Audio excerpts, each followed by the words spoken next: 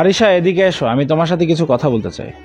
ঢাকার গুলশানের এক বিলাসবহুল ডুপ্লেক্স বাড়ির বিশাল ড্রয়িং রুমে বসেছিলেন দেশের অন্যতম শীর্ষস্থানীয় ব্যবসায়ী চৌধুরী গ্রুপ অব ইন্ডাস্ট্রির মালিক জনাব আশরাফ চৌধুরী।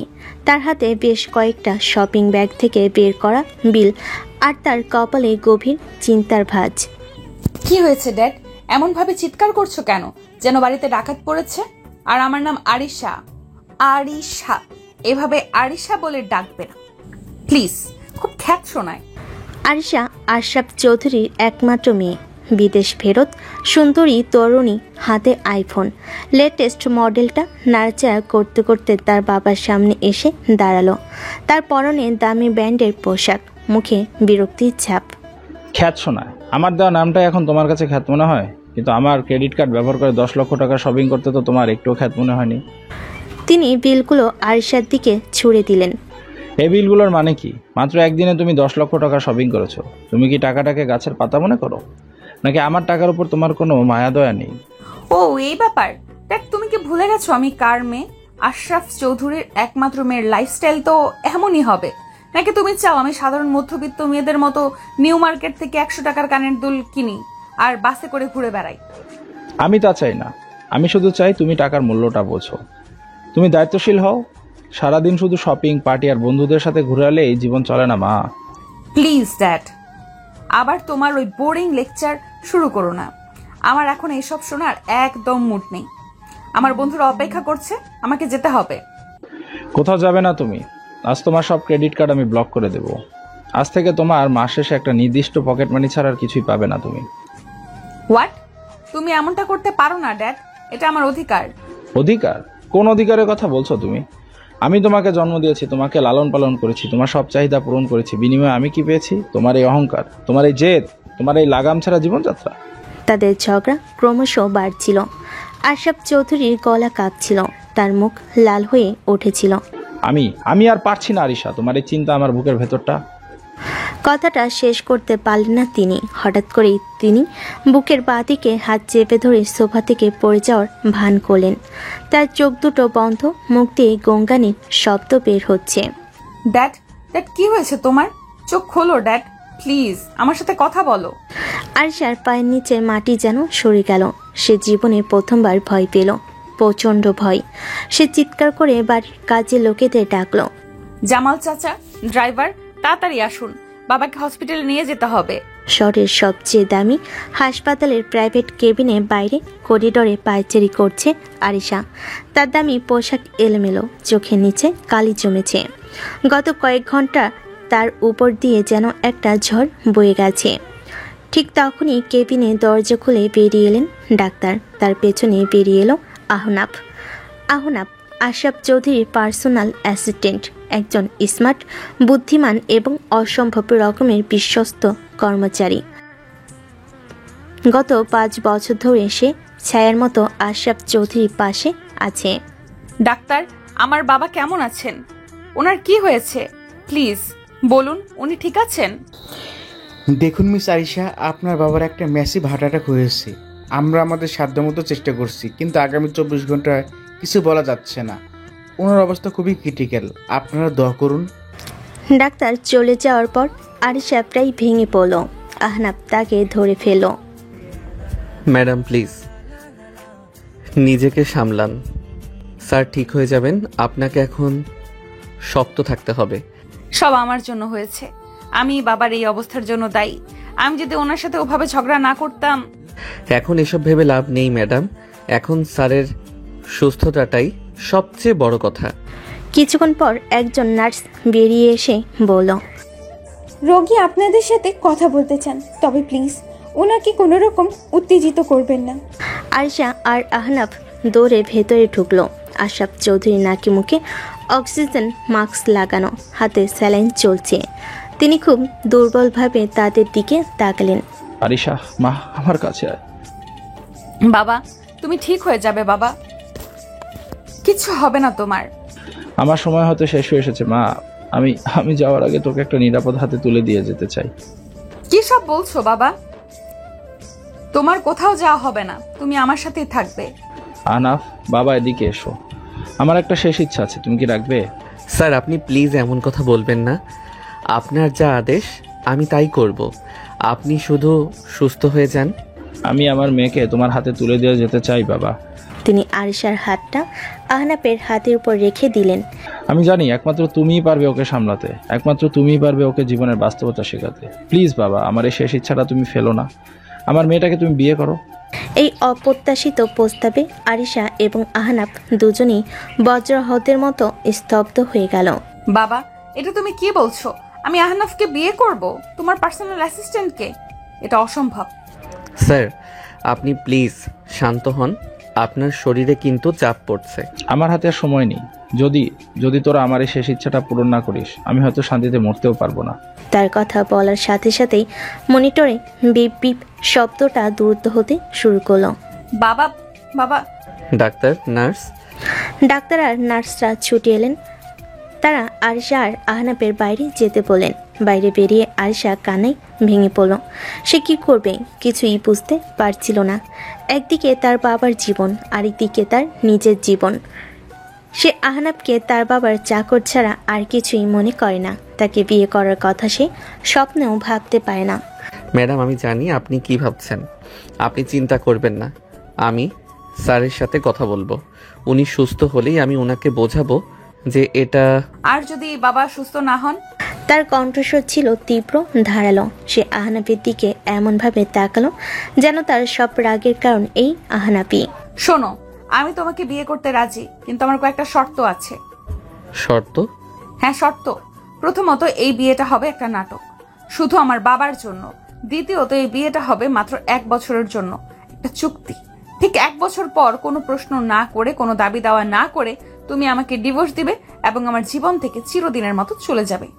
আহনাফ চুপ করে রইল। কি হলো, কথা বলছো না কেন? তোমার তো খুশি হওয়ার কথা।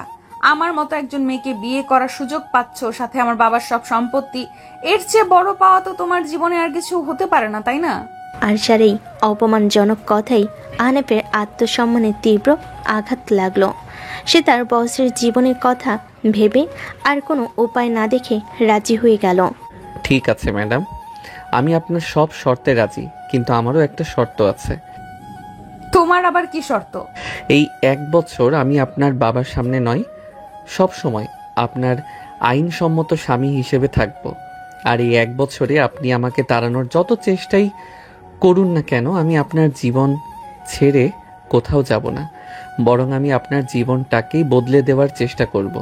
পারবেন তো এই চ্যালেঞ্জটা নিতে ম্যাডাম? আয়শা তার চোখের দিকে তাকিয়ে দেখল সেই চোখে আগুন জ্বলছে। সে একটা তাচ্ছিলের হাসি হেসে বলল, দেখা যাবে কে কার জীবন বদলায়।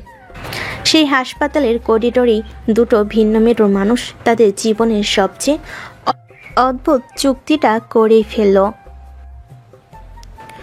একজন তার বাবার জীবন বাঁচানোর জন্য, আরেকজন তার বসের প্রতি বিশ্বস্ততার জন্য। কিন্তু তারা কেউই জানতো না এই চুক্তি তাদের জীবনকে এমনভাবে জড়িয়ে ফেলবে যা তারা কোনোদিনও কল্পনা করতে পারেনি। 2 দিন পর আশরাফ চৌধুরী কিছুটা সুস্থ হয়েছে। বিয়ের সমস্ত আনুষ্ঠানিকতা এবং লোক দেখানো হাসি খুশি ভাব বজায় রাখার পর রাত প্রায় 1টার সময় আরিশা তার নিজের ঘরে ঢুকলো। যদিও এখন আর ঘরটা শুধু তার একা নয়, ঘরটা ফুল দিয়ে সুন্দর করে সাজানো, যা তার বিরক্তিকে আরও বাড়িয়ে দিচ্ছে। সে কোনো দিকে না তাকিয়ে সোজা তার ওয়াকিন ক্লোজেটের দিকে হেঁটে গেল এবং ভেতর থেকে একটা ফাইল হাতে নিয়ে বেরিয়ে এলো। ঠিক তখনই আহনাফ ঘরে ঢুকলো। তার পরনে শেরওয়ানি, মুখে এক ধরনের শান্ত পরিশ্রান্ত অভিব্যক্তি। সে দরজাটা বন্ধ করে আরিশার দিকে তাকালো। অবশেষে নাটকের প্রথম অঙ্কটা শেষ হলো। সত্যি বলতে ম্যাডাম, আপনার অভিনয়ের দক্ষতা কিন্তু অসাধারণ। আপনার বাবা তো একবারের জন্যেও বুঝতে পারেননি যে আপনি কতটা খুশি হয়েছেন এই বিয়েতে। চুপ করো, একদম চুপ। আমার অভিনয় নিয়ে তোমাকে সার্টিফিকেট দিতে হবে না, আর আমাকে ম্যাডাম বলে ডাকারও কোনো প্রয়োজন নেই। আমার নাম আরিশা। ও তাই নাকি? আমি তো ভেবেছিলাম বিয়ের পরও আপনি আমার বসই থাকবেন। যাক, নাম ধরে ডাকার পারমিশন দেওয়ার জন্য ধন্যবাদ। আরিশা, তবে আমি কিন্তু আপনাকে এখনো ম্যাডামই ডাকবো, কারণ এই মুহূর্তে আপনি আমার জীবনের সবচেয়ে জটিল অ্যাসাইনমেন্ট, যা আমাকে 1 বছরের মধ্যে সমাধান করতে হবে। তার এই মজার মন্তব্য শুনে আরিশার মেজাজ আরও খারাপ হয়ে গেল। সে তার হাতে থাকা ফাইলটা বিছানার উপর ছুঁড়ে দিয়ে বলল, তোমার ফালতু কথা শোনার জন্য আমার কাছে সময় নেই, আগে এই কাগজগুলোতে সই করো। আহনাফ এগিয়ে গিয়ে ফাইলটা খুলল। ভেতরে নন জুডিশিয়াল স্ট্যাম্প পেপারের উপর ইংরেজিতে টাইপ করা একটা চুক্তিপত্র। সে ভুরু কুঁচকে পড়তে শুরু করলো। Agreement of marriage for a limited period. Repeat. Terms and condition.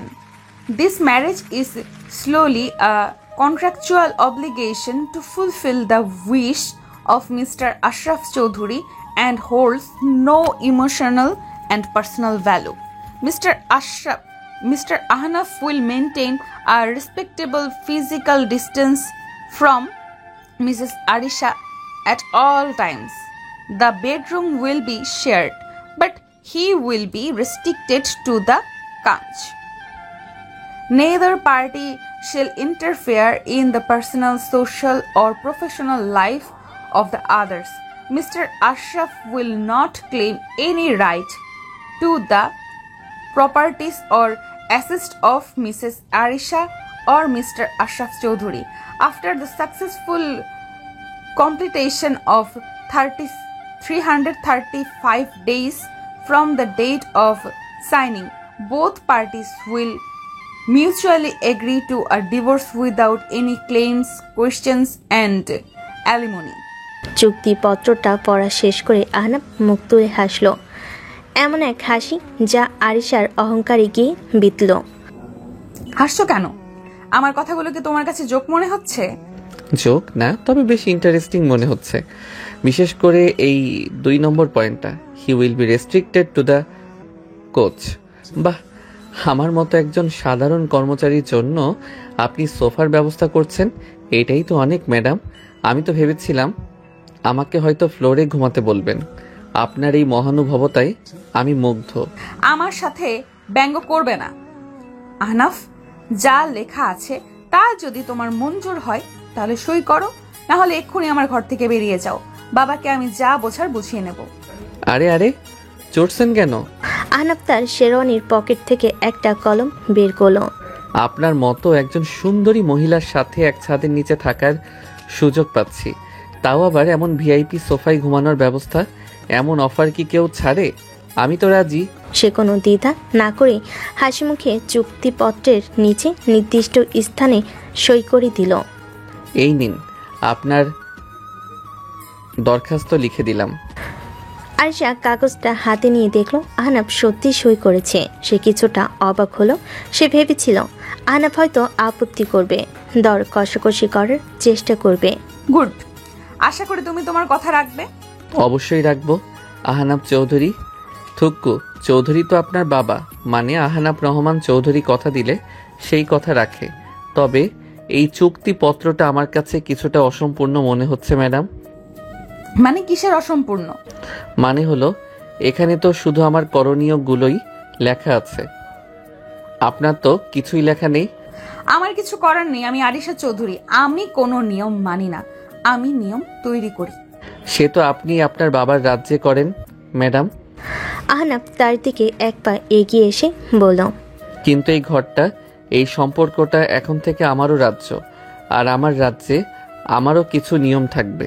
তার এই অপ্রত্যাশিত কৃতিত্বের সুরে আর সে কিছুটা থমকে গেল। আমি আপনার মতো এতগুলো শর্ত দেব না, আমার শর্ত থাকবে মাত্র একটা। সে আরিশার হাত থেকে কলমটা নিয়ে চুক্তিপত্রের নিচে খালি জায়গায় বড় বড় করে লিখল, Clause by Mr. Ahnaf. During this 1-year period, Mrs. Arisha will be obligated to listen to and follow every reasonable instruction given by her lawfully wedded husband, Mr. Ahnaf. লিখে সে আরিশার দিকে তাকিয়ে বলল, পড়ে দেখুন, আশা করি আপনার বুঝতে কোনো অসুবিধা হবে না। আরিশা লেখাটা পড়ে রাগে বিস্ময়ে ফেটে পড়ল। হোয়াট? এর মানে কি? আমি তোমার সব কথা শুনতে বাধ্য থাকবো? তুমি কি নিজেকে আমার মালিক ভাবা শুরু করেছো? মালিক নয় ম্যাডাম, স্বামী, আইন এবং ধর্ম দুটোই আমাকে এই অধিকার দিয়েছে। আপনি আমাকে আপনার ব্যক্তিগত জীবনে হস্তক্ষেপ করতে বারণ করেছেন, আমিও করব না। কিন্তু এই 1 বছর আপনি আমার স্ত্রী, আর একজন স্ত্রী হিসেবে, একজন মানুষ হিসেবে আপনাকে কিছু দায়িত্ব পালন করতে হবে। আপনাকে জীবনের সেই বাস্তবতাগুলো শিখতে হবে যা আপনার বাবা আপনাকে শেখাতে পারেননি, আর সেই শিক্ষাটা আমি আপনাকে দেব। আমি এই শর্ত মানি না, এটা একটা অযৌক্তিক শর্ত। তাহলে আমিও আপনার কোনো শর্ত মানি না। আপনি যদি আমার স্ত্রী হিসেবে আমার কথা শোনার সামান্য সম্মানটুকু না রাখতে পারেন, তাহলে আমিও আপনার স্বামী হিসেবে সোফায় ঘুমানোর কোনো কারণ দেখি না। এখন সিদ্ধান্ত আপনার ম্যাডাম। হয় আপনি আমার এই একটা শর্ত মেনে নেবেন, আর আমি আপনার 5টা শর্ত অক্ষরে অক্ষরে পালন করব, অথবা আপনি কিছুই মানবেন না, আমিও কিছুই মানব না। সেক্ষেত্রে এই বাসর রাতটা হয়তো আপনার জন্য খুব একটা সুখকর হবে না। আহনাফের এই সরাসরি বুদ্ধিদীপ্ত এবং প্রচ্ছন্ন হুমকির সামনে আরিশা বাকরুদ্ধ হয়ে গেল। সে বুঝতে পারছিল যে ছেলেটাকে সে তার বাবার নিরীহ অনুগত চাকর ভেবেছিল, সে আসলে ততটাও নিরীহ নয়। তার ভেতরও একটা জেদি, বুদ্ধিমান এবং কৃতিত্ব পরায়ণ সত্তা লুকিয়ে আছে। সে আগে গজরাতে গজরাতে কলমটা প্রায় ছিনিয়ে নিল। তারপর আহনাফের লেখা সত্যটার নিচে কাপা কাপা হাতে সই করে দিল। গুড গার্ল, তাহলে আমাদের চুক্তিটা আজ থেকে আনুষ্ঠানিকভাবে শুরু হলো। আপনার জন্য শুভকামনা রইল ম্যাডাম, কারণ আগামী 365 দিন আপনার জন্য খুব একটা সহজ হবে না। এই বলে সে তার শেরওয়ানিটা খুলতে খুলতে ওয়াশরুমের দিকে এগিয়ে গেল। আমি ফ্রেশ হয়ে আসছি, আপনি বরং আপনার জন্য বিছানাটা আর আমার জন্য সোফাটা গুছিয়ে ফেলুন। আমাদের চুক্তির প্রথম নিয়মটা তো আজ রাত থেকেই পালন করতে হবে, তাই না? আরিশা তার যাওয়ার পথের দিকে তাকিয়ে রইল। তার মনে হচ্ছিল সে স্বেচ্ছায় এক বাঘের কাছে ঢুকে পড়েছে। সে ভেবেছিল আহনাফকে নাচাবে, কিন্তু এখন তার মনে হচ্ছে খেলাটা হয়তো উল্টো শুরু হয়ে গেছে। পরের দিন সকালে আরিশার ঘুম ভাঙল তার ফোনের অ্যালার্মের শব্দে নয়, বরং পেটের ভেতর চলতে থাকা ইঁদুর দৌড়ের কারণে। প্রচণ্ড কফি নেশা পেয়েছে তার। বিদেশে থাকার অভ্যাস, সকালের প্রথম ভোরে তার একমগ করা ব্ল্যাক কফি না হলে চলে না। কোথায় গেল? সকাল সকাল পালিয়েছে নাকি? এক রাতের শাসনেই ভয় পেয়ে গেছে। ভীতু একটা। সে ফ্রেশ হয়ে তার দামি সিল্কের নাইট গাউন পরে ঘর থেকে বেরিয়ে রান্নাঘরের দিকে গেল। তাদের বাড়ির প্রধান রাঁধুনি রহিমা খালা সাধারণত এই সময়েই তার জন্য কফি বানিয়ে রাখেন, কিন্তু রান্নাঘরে ঢুকে সে অবাক হয়ে গেল। রহিমা খালা কোথায় তুমি? আমার কফিটা দিয়ে যাও। সে কয়েকবার ডাকার পর যখন কোনো সাড়া পেল না, তখন সে বিরক্ত হয়ে বাড়ির ম্যানেজারের নম্বরে ফোন দিল। জামাল চাচা, বাড়ির সব কাজের লোক কোথায়? কেউ তো নেই, আর আমার কফি কে বানিয়ে দেবে? ম্যাডাম, আসলে বড় স্যার ফোন করেছিল, বলছেন বাড়ির সবাই কলেজের লোককে আজ থেকে 1 সপ্তাহের জন্য ছুটি দিয়ে দিতে। হোয়াট? ছুটি কেন? বাবার কি মাথা খারাপ হয়ে গেছে? তাহলে বাড়ির কাজ কে করবে, আর আমার দেখাশোনা কে করবে? ম্যাডাম, আহনাফ স্যার তো আছেন, বড় স্যার বলেছেন উনি নাকি আপনার সব দেখাশোনা করবেন। ফোনটা কেটে দিল আরিশা। রাগে তার শরীর জ্বলে যাচ্ছে। সে বুঝতে পারছিল এটা তার বাবারই কোনো নতুন চাল, আর এই চালের পেছনে মস্তিষ্কটা যে আহনাফের, সেটাও সে আজ করতে পারছিল। আহনাফ কোথায় তুমি? সে চিৎকার করতে করতে পুরো বাড়ি খুঁজছিল। ঠিক তখনই দেখলো আহনাফ জগিংয়ের পোশাক পরে কানে হেডফোন লাগিয়ে ব্যায়াম করতে করতে বাড়ির বাগানের দিক থেকে আসছে। গুড মর্নিং ম্যাডাম, এত সকালে আমার নাম ধরে এমনভাবে ডাকাডাকি করছেন যে মনে হচ্ছে বাড়িতে আগুন লেগেছে। কোনো সমস্যা? সমস্যা? তুমি জিজ্ঞেস করছো কোনো সমস্যা কিনা? আরিশা তার সামনে এসে দাঁড়ালো। বাড়ির সব কাজের লোককে ছুটি দিয়েছে কেন? এটা নিশ্চয়ই তোমার বুদ্ধি, তাই না? বাবাকে তুমিই উস্কেছো। আমি?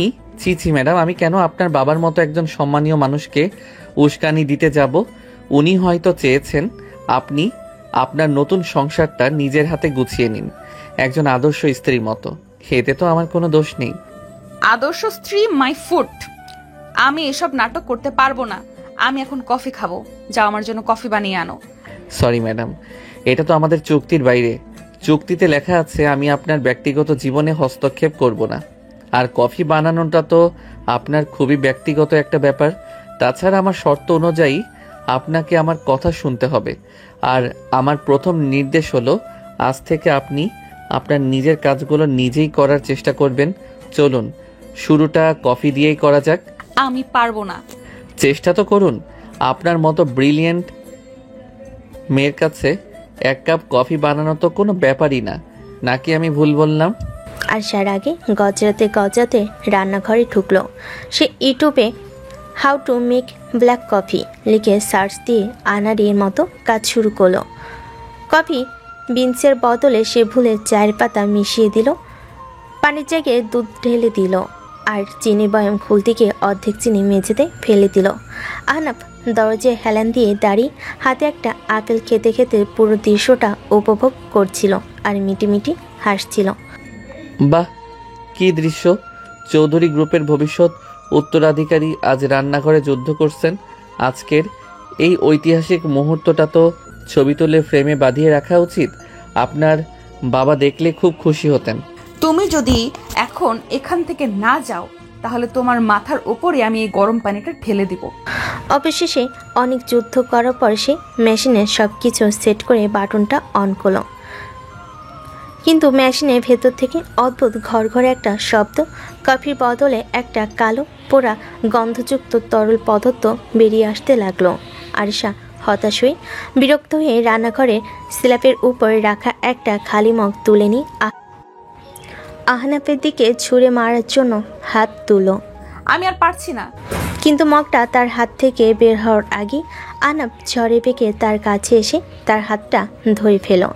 না ম্যাডাম, এত সহজে হার মানলে তো চলবে না। তার স্পর্শে আরিশার শরীরটা মুহূর্তে কেঁপে উঠল। সে দ্রুত তার হাতটা ছাড়িয়ে নিল। জিনিসপত্র নষ্ট করা ভালো না ম্যাডাম, রাগ করে নিজের ক্ষতি করাটা বোকামি। আর তাছাড়া এই মগগুলো তো আপনার বাবার টাকা দিয়ে কেনা, তাই না? নিজের বাবার টাকা এইভাবে নষ্ট করা কি ঠিক? আরিশা কোনো উত্তর দিতে পারল না। সে হতাশ হয়ে একটা চেয়ারে বসে পড়ল। যেই মেয়ে সামান্য এক কাপ কফিও ঠিক মতো বানাতে পারে না, সে নাকি আমাকে 1 বছরের মধ্যে তার জীবন থেকে তাড়িয়ে ছাড়বে। আপনার এই আত্মবিশ্বাসটা সত্যি প্রশংসার যোগ্য ম্যাডাম। তার এই ব্যঙ্গাত্মক প্রশংসায় আরিশার চোখে জল চলে এলো। সে জীবনে প্রথমবার নিজের উপর এতটা অসহায় বোধ করছিল। আহনাফ তার এই অবস্থা দেখে আর মজা করলো না। সে নিজে কফি মেকারটা পরিষ্কার করলো এবং কয়েক মিনিটের মধ্যেই দুটো ধোয়া ওঠা ব্ল্যাক কফির মগ তৈরি করলো। একটা মগ আরিশার সামনে রেখে বলল, নিন, খেয়ে নিন। আর হ্যাঁ, আজ থেকে প্রতিদিন সকালে 1 ঘন্টা করে আপনার রান্না শেখার ক্লাস হবে, আর আপনার টিচার হব আমি। এটাও কিন্তু আমার সেই শর্তেরই অংশ। ম্যাডাম, আমার কথা তো আপনাকে শুনতেই হবে। আরিশা কোনো কথা না বলে চুপচাপ কফির মগে চুমুক দিল। কফিটা হয়তো একটু বেশি তেতো ছিল, কিন্তু সেই মুহূর্তে আহনাফের বানিয়ে দেওয়া ওই কফিটাই তার কাছে অমৃতের মতো মনে হচ্ছিল। সে বুঝতে পারছিল এই ছেলের সাথে লড়াইটা তার জন্য খুব একটা সহজ হবে না। সেদিন বিকেলে আরিশা যখন তার ঘরে বসে রাগে গজাতে গজাতে অনলাইন শপিং সাইটে তার বাতিল হয়ে যাওয়া ক্রেডিট কার্ডগুলো চেষ্টা করছিল, তখন আহনাফ বাড়ির পেছনে লনে গেল। সেখানে সুইমিং পুলের পাশে বসে তার শ্বশুরমশাই জনাব আশরাফ চৌধুরী চিন্তিত মুখে চা খাচ্ছিলেন। কি খবর আঙ্কেল? আপনাকে দেখে তো মনে হচ্ছে দেশের সব শেয়ার মার্কেটে ধস নেমেছে। আর বলো না বাবা, মেয়ের চিন্তায় আমার রাতের ঘুম হারাম হয়ে গেছে। ও কি খুব বেশি রাগারাগি করছে? তোমাকে খুব বিরক্ত করছে, তাই না? আরে ধুর, আপনার মেয়ে তো একটা বিড়াল ছানা, শুধু শুধু মিউমিউ করে, কামড়ানোর সাহস নেই। আপনি একদম চিন্তা করবেন না। মিশন ইম্পসিবল আমার হাতে যখন পড়েছে, তখন তো এটা মিশন পসিবল হবেই। তোমার উপর আমার সেই বিশ্বাসটা আছে বাবা, কিন্তু মাঝে মাঝে আমারই খুব কষ্ট হয়। মেয়েটাকে কোনোদিনও কোনো কষ্ট দিইনি। এখন আপনি ওকে কষ্ট দিচ্ছেন না আঙ্কেল, আপনি ওকে জীবনের জন্য তৈরি করছেন। একটা পাথরের মূর্তিকেও তো সুন্দর আকৃতি দেওয়ার জন্য ছেনি হাতুড়ির আঘাত সহ্য করতে হয়, তাই না? আপনার মেয়ে তো হীরের টুকরো, শুধু একটু ঘষা মাজা করতে হবে, এই আর কি। আহনাফের এই কথাই আশরাফ চৌধুরীর মুখটা উজ্জ্বল হয়ে উঠল। তবে একটা কথা বলতেই হয় আঙ্কেল। কি কথা? আপনার সেই হার্ট অ্যাটাকের অভিনয়টা কিন্তু অস্কার পাওয়ার মতো ছিল।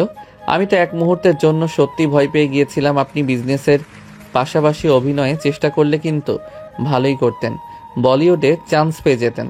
এই কথাই আশরাফ চৌধুরী হো হো করে হেসে উঠলেন। কি করব বাবা, দুষ্টু গরুর চেয়ে শূন্য গোয়াল ভালো, কিন্তু আমার তো একটাই গরু, তাকে তো লাইনে আনতেই হবে, তাই না? যাকে বলো, তোমার প্ল্যান অনুযায়ী তো সবকিছু হচ্ছে। একদম পারফেক্টলি আঙ্কেল। অপারেশন আরিশার প্রথম ধাপ সফলভাবে সম্পন্ন হয়েছে। কাজের লোক ছুটি, ক্রেডিট কার্ড বন্ধ। আজ সকালে তো নিজের হাতে কফি বানাতে গিয়ে প্রায় রান্নাঘরেই আগুন লাগিয়ে দিচ্ছিল। বলো কি? হ্যাঁ, এরপর থেকে প্রতিদিন সকালে 1 ঘন্টা করে রান্নার ক্লাস নেব আমি। তারপর ওকে লোকাল বাসে চড়াবো, মাসের খরচের হিসাব করতে শেখাবো। দেখবেন কয়েক মাসের মধ্যেই আপনার অহংকারী প্রিন্সেস মেয়েটা একজন দায়িত্বশীল সংসারী রানী হয়ে উঠবে। শুধু আপনি আপনার দিক থেকে শক্ত থাকবেন। ও যতই কান্নাকাটি করুক, আপনি কিন্তু একদমই মন গলাবেন না। সেজন্য তো তোমাকে বেছে নিয়েছি বাবা, আমি জানি তুমিই পারবে। আমার মেয়েটার জীবনটা গুছিয়ে দেওয়ার দায়িত্বটা এখন তোমার হাতেই দিয়ে দিলাম। আপনি নিশ্চিন্তে থাকুন আঙ্কেল, আমি আমার বসের দেওয়া সবচেয়ে কঠিন কিন্তু সবচেয়ে প্রিয় অ্যাসাইনমেন্টটা খুব যত্ন করে শেষ করব বস। দুজনেই একসাথে হেসে উঠল। তাদের এই হাসি আর আত্মবিশ্বাসী কথোপকথনই বলে দিচ্ছিল যে আরিশার সামনের দিনগুলো খুব একটা সহজ হবে না। তার শিক্ষকদের পরিকল্পনা যে অনেক দূর পর্যন্ত বিস্তৃত। কয়েকদিন ধরে বাড়িতে বন্দি জীবন কাটানোর পর আরিশার অবস্থা প্রায় পাগল হওয়ার মতো। তার ক্রেডিট কার্ড ব্লক, গাড়ি নেই, ইন্টারনেট সংযোগও ইচ্ছাকৃতভাবে স্লো করে দেওয়া হয়েছে। আহনাফের শাসন আর রান্না শেখানোর ক্লাসে সে অতিষ্ঠ। অবশেষে সে আহনাফকে সবার সামনে অপমান করার এবং তার আসল অর্থনৈতিক অবস্থা দেখিয়ে দেওয়ার জন্য একটা মোক্ষম সুযোগ পেল। শোনো, আমি আজ শপিংয়ে যাব। আহনাফ সোফায় বসে ল্যাপটপে কাজ করতে করতে বলল, বাহ, খুব ভালো কথা, কিন্তু যাবেন কিভাবে? আপনার তো গাড়ি নেই। নাকি হেঁটে হেঁটে নিউ মার্কেট যাওয়ার প্ল্যান করছেন? ফাজলামো করবে না, তুমি আমাকে নিয়ে যাবে। আমি আপনার সাথে শপিংয়ে? ম্যাডাম, এটা তো আমাদের চুক্তির বাইরে। তাছাড়া আপনার তো ক্রেডিট কার্ডও নেই। শপিং করবেন কিভাবে? নাকি উইন্ডো শপিংয়ের নতুন ট্রেন্ড চালু করতে যাচ্ছেন? আমার ক্যাশ টাকা আছে, আর তুমি আমাকে নিয়ে যেতে বাধ্য, কারণ তোমার শর্ত অনুযায়ী তুমি আমার আইনসম্মত স্বামী, আর একজন স্বামীর দায়িত্ব হলো তার স্ত্রীর সব শখ পূরণ করা। বাহ, প্রয়োজন হলে আপনি আইনও খুব ভালো বোঝেন দেখি। ঠিক আছে, চলুন। আপনার যখন এতই শখ হয়েছে, তখন আপনার গরিব স্বামীর সাথে শপিং করার অভিজ্ঞতাটাও একবার হয়ে যাক। আহনাফ জানতো এটা আরিশার পাতা কোনো নতুন ফাঁদ, কিন্তু সে এই খেলার জন্য প্রস্তুত ছিল। গুলশানের একটি বিলাসবহুল শপিং মল। অবশেষে তারা শপিং মলে চলে এলো। আহনাফ আর আরিশা যখন শপিং মলের সবচেয়ে দামি ডিজাইনার ব্র্যান্ডের শোরুমে লাক্সে ঢুকলো, তখন সেখানে আগে থেকেই উপস্থিত ছিল আরিশার হাই সোসাইটির 2 বান্ধবী, শায়লা এবং রিয়া। দেখে বোঝা যাচ্ছে সব কিছু পূর্ব পরিকল্পিত। শায়লা আরিশাকে জড়িয়ে ধরে নাটকীয়ভাবে বলল, ও মাই গড, আরিশা তুই এখানে? আমি তো ভাবতেই পারিনি, বিয়ের পর তোকে আর দেখতেই পেলাম না। তোর বাবা তোকে একেবারে গৃহবন্দী করে রেখেছে শুনলাম। আহনাফের দিকে তাচ্ছিলের দৃষ্টিতে তাকিয়ে বলে, আর ইনিই বুঝি তোর সেই হাজবেন্ড? হাই, আমি রিয়া। হ্যালো, আমি আহনাফ, আরিশার হাজব্যান্ড এবং ওর বাবার ভাষায় ওর সামলানেওয়ালা।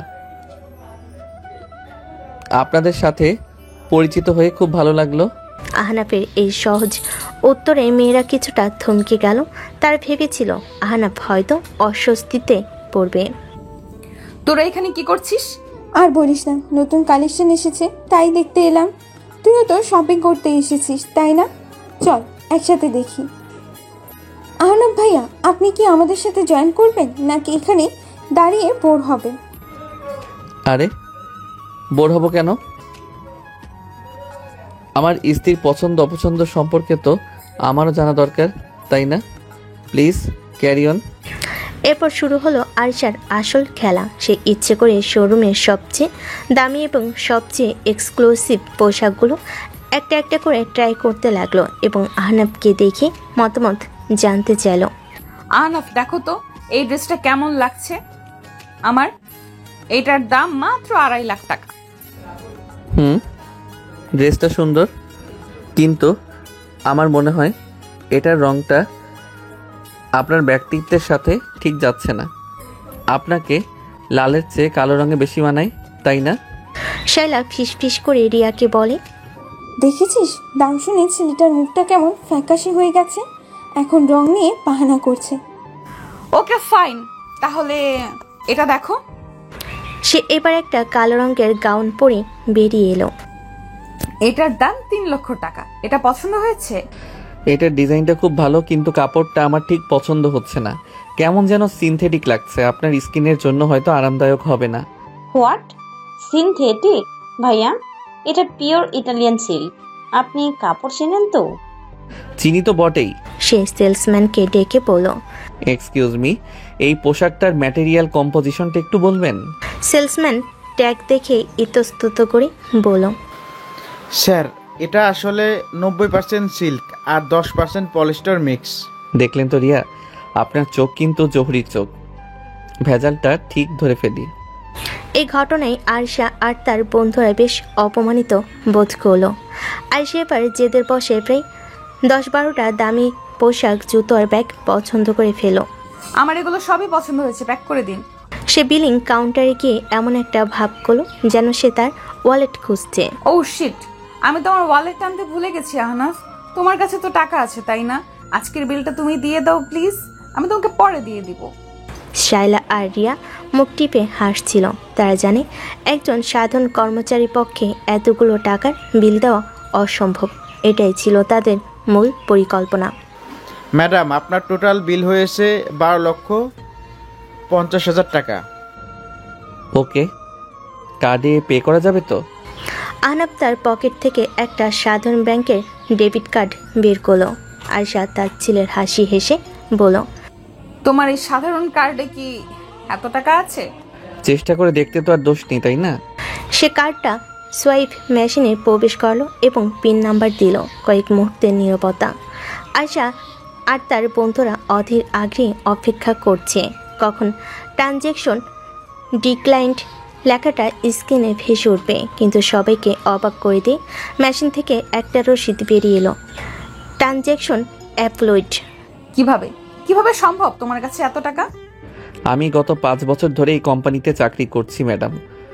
সৎভাবে কাজ করলে টাকা কিছু জমানোই যায়, আর বাকিটা আজকের দিনের জন্য আমি অফিস থেকে আমার বেতনের 6 মাসের অগ্রিম নিয়ে রেখেছিলাম। সে আয়েশার দিকে ঝুঁকে এসে ফিস ফিস করে বলল, কারণ আমি জানতাম আপনি আজ আমাকে অপমান করার জন্য কোনো না কোনো পরিকল্পনা করবেনই। আপনার মতো একজন জিনিয়াসকে সামলানোর জন্য তো একটু বাড়তি প্রস্তুতি রাখতেই হয়, তাই না? আয়েশা আর তার বন্ধুদের মুখটা দেখার মতো হয়ে গিয়েছিল। তাদের সমস্ত পরিকল্পনা এক মুহূর্তে ধুলোয় মিশে গেছে। আহনাফ শপিং ব্যাগগুলো হাতে নিয়ে শোরুম থেকে বেরিয়ে যাওয়ার জন্য পা বাড়ালো। চলুন ম্যাডাম, আপনার শপিং তো শেষ, এখন আমার পালা। সে আয়েশাকে প্রায় টেনে নিয়ে শপিং মল থেকে বেরিয়ে সোজা উল্টো দিকে ফুটপাতে গেল। সেখানে রাস্তার পাশে হকাররা সস্তা টি শার্ট বিক্রি করছিল। আহনাফ সেখান থেকে দুটো সাধারণ সাদা রঙের টি শার্ট কিনল, দাম মাত্র 300 টাকা। দুটো টি শার্ট আয়েশার দামি পোশাকের ব্যাগের পাশে ধরে বলল, দেখুন ম্যাডাম, আপনার এই 12 লক্ষ টাকার পোশাকের পাশে আমার এই 300 টাকার টি শার্ট। কিন্তু সত্যি বলতে আমার কেন জানি মনে হচ্ছে আপনার ওই দামি পোশাকগুলোর চেয়ে আমার এই সস্তা টি শার্টের সম্মান অনেক বেশি। সে একটা টি শার্ট আয়েশার দিকে এগিয়ে দিয়ে বলল, এটা আপনার জন্য। মাঝে মাঝে খুব সাধারণ পোশাক পরেও অসাধারণ মানুষ হওয়া যায়, চেষ্টা করে দেখবেন। এই বলে সে আয়েশাকে সেখানে একা দাঁড় করিয়ে রেখে গাড়ির জন্য এগিয়ে গেল। আয়েশা হতবাক হয়ে একবার তার হাতের সস্তা টি শার্টটার দিকে, আরেকবার আহনাফের চলে যাওয়ার পথের দিকে তাকিয়ে রইল। আর জীবনে প্রথমবার সে এমন একজন পুরুষের সামনে দাঁড়িয়ে আছে যাকে সে তার টাকা বা স্ট্যাটাস দিয়ে হারাতে পারেনি। আজ প্রথমবার তার মনে হলো আত্মসম্মানবোধ জিনিসটা হয়তো টাকার চেয়েও অনেক বেশি দামি। এই ঘটনাটি তার অহংকারের দেওয়ালে প্রথমবার এক শক্তিশালী আঘাত হানল। শপিং মলের ঘটনার পর থেকে আয়েশা প্রায় কথাই বন্ধ করে দিয়েছে আহনাফের সাথে। তার অহংকারে এমন এক আঘাত এর আগে কেউ কখনো করেনি। সে ভেবেছিল আহনাফকে সে টাকার জোরে হারিয়ে দেবে, কিন্তু খেলাটা উল্টো হয়ে গেছে। আহনাফের আত্মসম্মান আর বুদ্ধির কাছে সে হেরে গেছে। এই নীরবতাই ছিল তার প্রতিবাদের ভাষা। পরের দিন সকালে। কি হলো ম্যাডাম, সকাল থেকে আপনার মুখটা এমন পাউরুটির মতো ফুলে আছে কেন? মৌনব্রত পালন করছেন নাকি? ভালোই তো, বাড়ির পরিবেশটা অন্তত শান্ত থাকবে। সকালে নাস্তার টেবিলে বসে আহনাফ কথাগুলো বলল। আয়েশা তার দিকে না তাকিয়ে নাস্তা করছিল। ও বুঝেছি, কালকের সেই 300 টাকার টি শার্টের শোকটা আপনি এখনো কাটিয়ে উঠতে পারেননি, তাই না? আরে ওটা তো আমি মজা করে দিয়েছিলাম। আপনি চাইলে ওটা দিয়ে রান্নাঘরের ঝুলও পরিষ্কার করতে পারেন, আমার কোনো আপত্তি নেই। আমার সাথে কথা বলার চেষ্টা করবে না, আর আমার পার্সোনাল বিষয়ে তো একদমই না। তোমার এই সস্তা উপহার তোমার কাছেই রাখো, আমার ওটার কোনো প্রয়োজন নেই। প্রয়োজন তো এখন অনেক কিছুরই পড়বে ম্যাডাম। আহনাফ খুব শান্তভাবে একটা খাম আয়েশার দিকে এগিয়ে দিল। এই নিন, এটা আপনার এই মাসের পকেট মানি। Pocket money? এর মানে কি? আমার টাকার জন্য তোমার কাছে হাত পাততে হবে নাকি? হাত পাততে হবে না, তবে আমার দেওয়া নিয়মেই চলতে হবে। আপনার বাবা অর্থাৎ আমার শ্রদ্ধেয় শ্বশুর মশাই আপনার সমস্ত ক্রেডিট কার্ড এবং ব্যাংক অ্যাকাউন্ট সাময়িকভাবে ব্লক করে দিয়েছেন। হোয়াট? এটা অসম্ভব। বাবা এমনটা করতে পারে না। নিশ্চয়ই এটা তোমারই কোনো নতুন চাল। আপনি চাইলে আপনার বাবাকে ফোন করে জিজ্ঞেস করতে পারেন, তবে উনি হয়তো আপনার ফোন ধরবেন না, কারণ উনি এখন কোম্পানির একটা জরুরি মিটিংয়ের জন্য গাজীপুর গেছেন। আর যাওয়ার আগে আপনার আর্থিক এবং মানসিক স্বাস্থ্যের সম্পূর্ণ দায়িত্বটা তিনি আমার উপরই দিয়ে গেছেন। আয়েশা দ্রুত তার বাবাকে ফোন করলো, কিন্তু ফোনটা বন্ধ পেল। সে বুঝতে পারলো সে পুরোপুরি আহনাফের পাতা ফাতে আটকে গেছে। খামটা খুলে, এর মধ্যে কত টাকা আছে? বেশি না, মাত্র 15,000 টাকা। 15,000? তুমি কি আমার সাথে মজা করছো? আমার তো এক বেলার কফির বিলই এর চেয়ে বেশি আছে। এই টাকা দিয়ে আমি পুরো মাস চলবো কিভাবে? যেভাবে এই দেশের লক্ষ লক্ষ মধ্যবিত্ত পরিবারের মেয়েরা চলে ঠিক সেভাবেই এখন থেকে আপনাকে খরচের হিসাব করে চলতে হবে ম্যাডাম। কোনটা প্রয়োজন আর কোনটা বিলাসিতা তার পার্থক্যটা শিখতে হবে, এটাই বাস্তবতা। Welcome to the Real world. Ayesha রাগে অপমানে খামটা প্রায় ছুঁড়েই ফেলে দিচ্ছিল, কিন্তু পরক্ষণেই তার মনে হলো এই মুহূর্তে এই টাকাটাই তার একমাত্র সম্বল। সে কোনো কথা না বলে খামটা নিয়ে হনন করে তার ঘরে চলে গেল। পরের দিন সকালে আয়েশা তার ভার্সিটির বন্ধুদের সাথে দেখা করার জন্য তৈরি হলো। সে ভেবেছিল আহনাফকে না বলে সে তার নিচের দামি গাড়িটা নিয়ে বেরিয়ে যাবে, কিন্তু গ্যারেজে গিয়ে সে দেখল তার শখের অডি গাড়িটা সেখানে নেই। ফোনে আহনাফকে বলে, আমার গাড়ি কোথায় আহনাফ? কোন গাড়ি ম্যাডাম? ও, ওই খেলনাটার কথা বলছেন? ওটা তো আমি সার্ভিসিংয়ে পাঠিয়ে দিয়েছি। গাড়ির স্বাস্থ্যেরও তো যত্ন নিতে হয়, তাই না? মিথ্যা কথা বলবে না। আমি জানি তুমি ইচ্ছে করে এটা করেছো। এখন আমি আমার বন্ধুদের সাথে দেখা করতে যাব কিভাবে? কেন? যাওয়ার তো অনেক উপায় আছে। উবার আছে, সিএনজি আছে, অথবা আপনি চাইলে আমার মতো সাধারণ মানুষের বাহনও ব্যবহার করতে পারেন। মানে? ফোনটা কেটে দিল আহনাফ। আয়েশার আগে গজরাতে লাগলো। সে প্রথমে ভাবলো সে যাবেই না, কিন্তু বন্ধুদের কাছে ছোট হয়ে যাওয়ার ভয় সে শেষ পর্যন্ত বাসে যাওয়ার সিদ্ধান্ত নিল। আয়েশা যখন তার জীবনে প্রথমবার একটা বাস স্টপে এসে দাঁড়ালো, তখন তার অবস্থা দেখার মতো। তার পরনে দামি পোশাক, চোখে সানগ্লাস, হাতে গুচির ব্যাগ, আর তার চারপাশে সাধারণ মানুষের ভিড়, ঠেলাঠেলি আর হট্টগোল। বিবি করে বলে, ছি, কি নোংরা জায়গা! মানুষজন কেমন করে তাকিয়ে আছে, আর বাসগুলো দেখতে কি ভয়ঙ্কর, মনে হচ্ছে এক্ষুনি ভেঙে পড়বে। কিছুক্ষণ পর একটা বাস এসে থামতে পেছনে মানুষের ধাক্কায় সে প্রায় পড়ে যাচ্ছিল। সে কোনো মতে নিজেকে সামলে প্যারে দৌড়ে বাসের লেডিস সিটে গিয়ে বসলো, কিন্তু তার দুর্ভোগের তখনও অনেক বাকি। বাসের কন্ডাক্টর বলে, এই যে আপা, ভাড়াটা দেন। কত ভাড়া? 15 টাকা। আসে তার পার্স খুলে দেখলো তার কাছে সবচেয়ে ছোট নোটটাই হলো 500 টাকার। সে নোটটা এগিয়ে দিতেই কন্ডাক্টর এমনভাবে তাকালো যেন সে কোনো ভিন গ্রহের প্রাণী দেখছে। ভাঙটি টাকা নাই আপা, নামেন। 15 টাকার লগে 500 টাকা নিয়ে বাসে উঠছে নবাবের বেটি। এই কথায় বাসের অনেকেই তার দিকে তাকিয়ে হাসাহাসি করতে লাগলো, আর সে অপমানে লজ্জায় পেয়ে কেঁদেই ফেলছিল। সে যখন বাস থেকে নামতে যাবে ঠিক ঠিক তখনই তার পাশের সিটে বসা এক ভার্সিটি মেয়ে তার ভাড়াটা দিয়ে দিল। বাকি রাস্তাটা সে চুপ করে বসে রইল। মানুষের ধাক্কা, কন্ট্রাক্টরের চিৎকার, হকারের হাঁক ডাক, সব কিছুই তার কাছে অসহ্য মনে হচ্ছিল।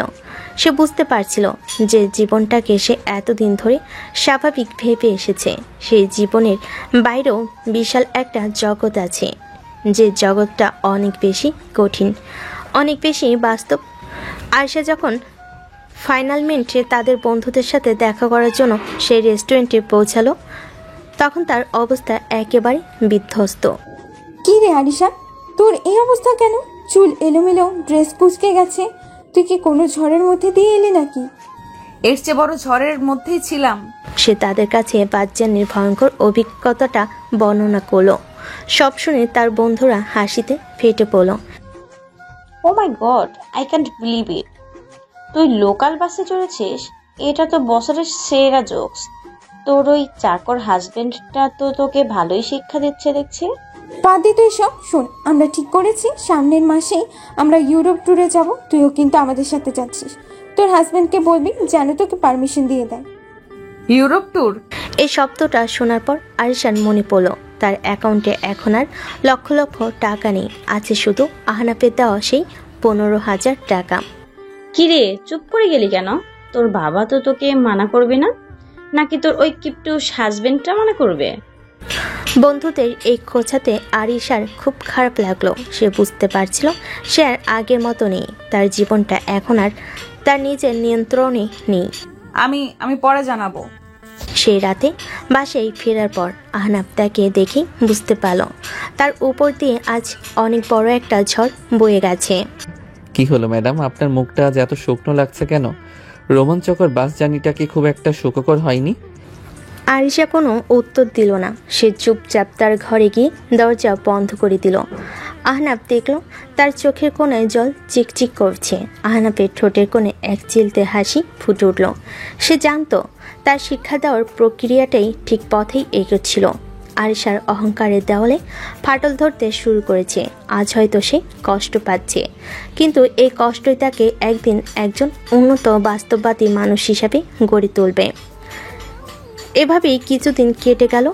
লোকাল বাসের সেই ভয়ঙ্কর অভিজ্ঞতার পর থেকে আরিশা প্রায় ঘর থেকে বের হয় না। তার বন্ধুদের ইউরোপ ট্যুরের প্রস্তাবেও সে না করে দিয়েছে, কারণ সে জানে তার কাছে এখন এত টাকা নেই। এই কয়েকদিনে সে একটা বিষয় খুব ভালো করে বুঝতে পেরেছে, টাকা ছাড়া তার জৌলুস, তার স্ট্যাটাস, তার বন্ধুদের কাছে তার কোনো মূল্যই নেই। এই কঠিন বাস্তবতাটা তাকে ভেতর থেকে নাড়িয়ে দিয়েছে। কি ব্যাপার ম্যাডাম, আজকাল আপনাকে খুব চুপচাপ দেখি। আপনার সেই রানী ভিক্টোরিয়া সুলভ অহংকারটা কোথায় গেল? বাসের ঝাঁকুনিতে কি রাস্তায় পড়ে গেছে নাকি? রাতে খাবারের টেবিলে বসে আহনাফ কথাগুলো বলল। টেবিলের বাইরে থেকে আনা খাবার গত কয়েকদিন ধরে তার রেস্টুরেন্টের খাবারের উপর দিয়েই চালাচ্ছে। তোমার সাথে কথা বলার কোনো ইচ্ছে আমার নেই। কিন্তু আমার তো আছে। আহনাফ তার চেয়ারটা টেনে আরিশার কাছে এসে বসলো। দেখুন ম্যাডাম, আমি বুঝতে পারছি আপনার কষ্ট হচ্ছে, কিন্তু এটাই জীবন, আর জীবনের সাথে মানিয়ে নিতে হয়। আমি তোমার লেকচার শুনতে চাই না। লেকচার নয় ম্যাডাম, এটা হলো প্রস্তাব। আমার মনে হয় আমাদের এই প্রতিদিন বাইরে থেকে খাবার আনাটা বন্ধ করা উচিত। এতে শুধু টাকারই অপচয় হচ্ছে না, স্বাস্থ্যেরও ক্ষতি হচ্ছে। তাহলে তুমিই রান্না করো। তুমি তো আমার স্বামী, আমার ভরণ পোষণের দায়িত্ব তো তোমারই, তাই না? অবশ্যই আমার, কিন্তু আমি তো সারাদিন অফিসে থাকি। আমি কি অফিস থেকে ফিরে এসে রান্না করব নাকি আপনার সেবা করব? তার চেয়ে বরং আমরা একটা কাজ করতে পারি। কি কাজ? আমার শর্ত অনুযায়ী আমার কথা তো আপনাকে শুনতেই হবে। তো আমার দ্বিতীয় নির্দেশ হলো, আজ থেকে এই বাড়ির রান্নাটা আপনি করবেন। এই কথা শোনার সাথে সাথেই আরিশা এমনভাবে চমকে উঠল যেন সে ভূত দেখেছে। হোয়াট? আমি রান্না করব? তুমি কি পাগল হয়ে গেছো? আমি তো ডিমও ভাজতে পারি না। পারেন না তো শিখে নেবেন। ইউটিউব আছে, গুগল আছে, আজকালকার যুগে রান্না শেখা কোনো ব্যাপারই না। তাছাড়া আমি তো আছি আপনাকে গাইড করার জন্য। আমার রান্না কিন্তু আপনার বাবারও খুব পছন্দ। অসম্ভব, আমি পারবো না। এর চেয়ে আমি না খেয়ে থাকবো। ঠিক আছে, আপনার মর্জি। আপনি যদি না খেয়ে থাকতে পারেন আমার কোনো আপত্তি নেই, কিন্তু বাইরে থেকে আর কোনো খাবার এই বাড়িতে ঢুকবে না। আর হ্যাঁ, ফ্রিজে যা যা আছে সেগুলো কিন্তু আজ রাতেই শেষ হয়ে যাবে। কাল সকাল থেকে আপনাকে উপোস করেই থাকতে হবে। এই বলে সে খাওয়া শেষ করে উঠে গেল। আরিশা স্তব্ধ হয়ে বসে রইল। সে জানতো আহনাফ যা বলে তাই করে। তার মানে কাল থেকে সত্যি না খেয়ে থাকতে হবে আমার। পরের দিন দুপুর, ক্ষুধার জ্বালায় আরিশার পেট চোচো করছে। সকাল থেকে সে শুধু পানি খেয়েই আছে। আহনাফ অফিসে যাওয়ার আগে তাকে ফ্রিজ খুলে দেখিয়ে দিয়ে গেছে। সেখানে কাঁচা সবজি, ডিম আর আটা ছাড়া আর কিছুই নেই। কি অসভ্য, কি নির্দয় একটা লোক! একটা মানুষকে কেউ এভাবে কষ্ট দিতে পারে? আমাকে রান্না করতে হবে? আমি আরিশা চৌধুরী রান্না করব? ইম্পসিবল। কিন্তু পেটের ক্ষুধা যখন এগোর চেয়েও বড় হয়ে উঠল, তখন সে অনিচ্ছা সত্ত্বেও রান্নাঘরের দিকে পা বাড়ায়।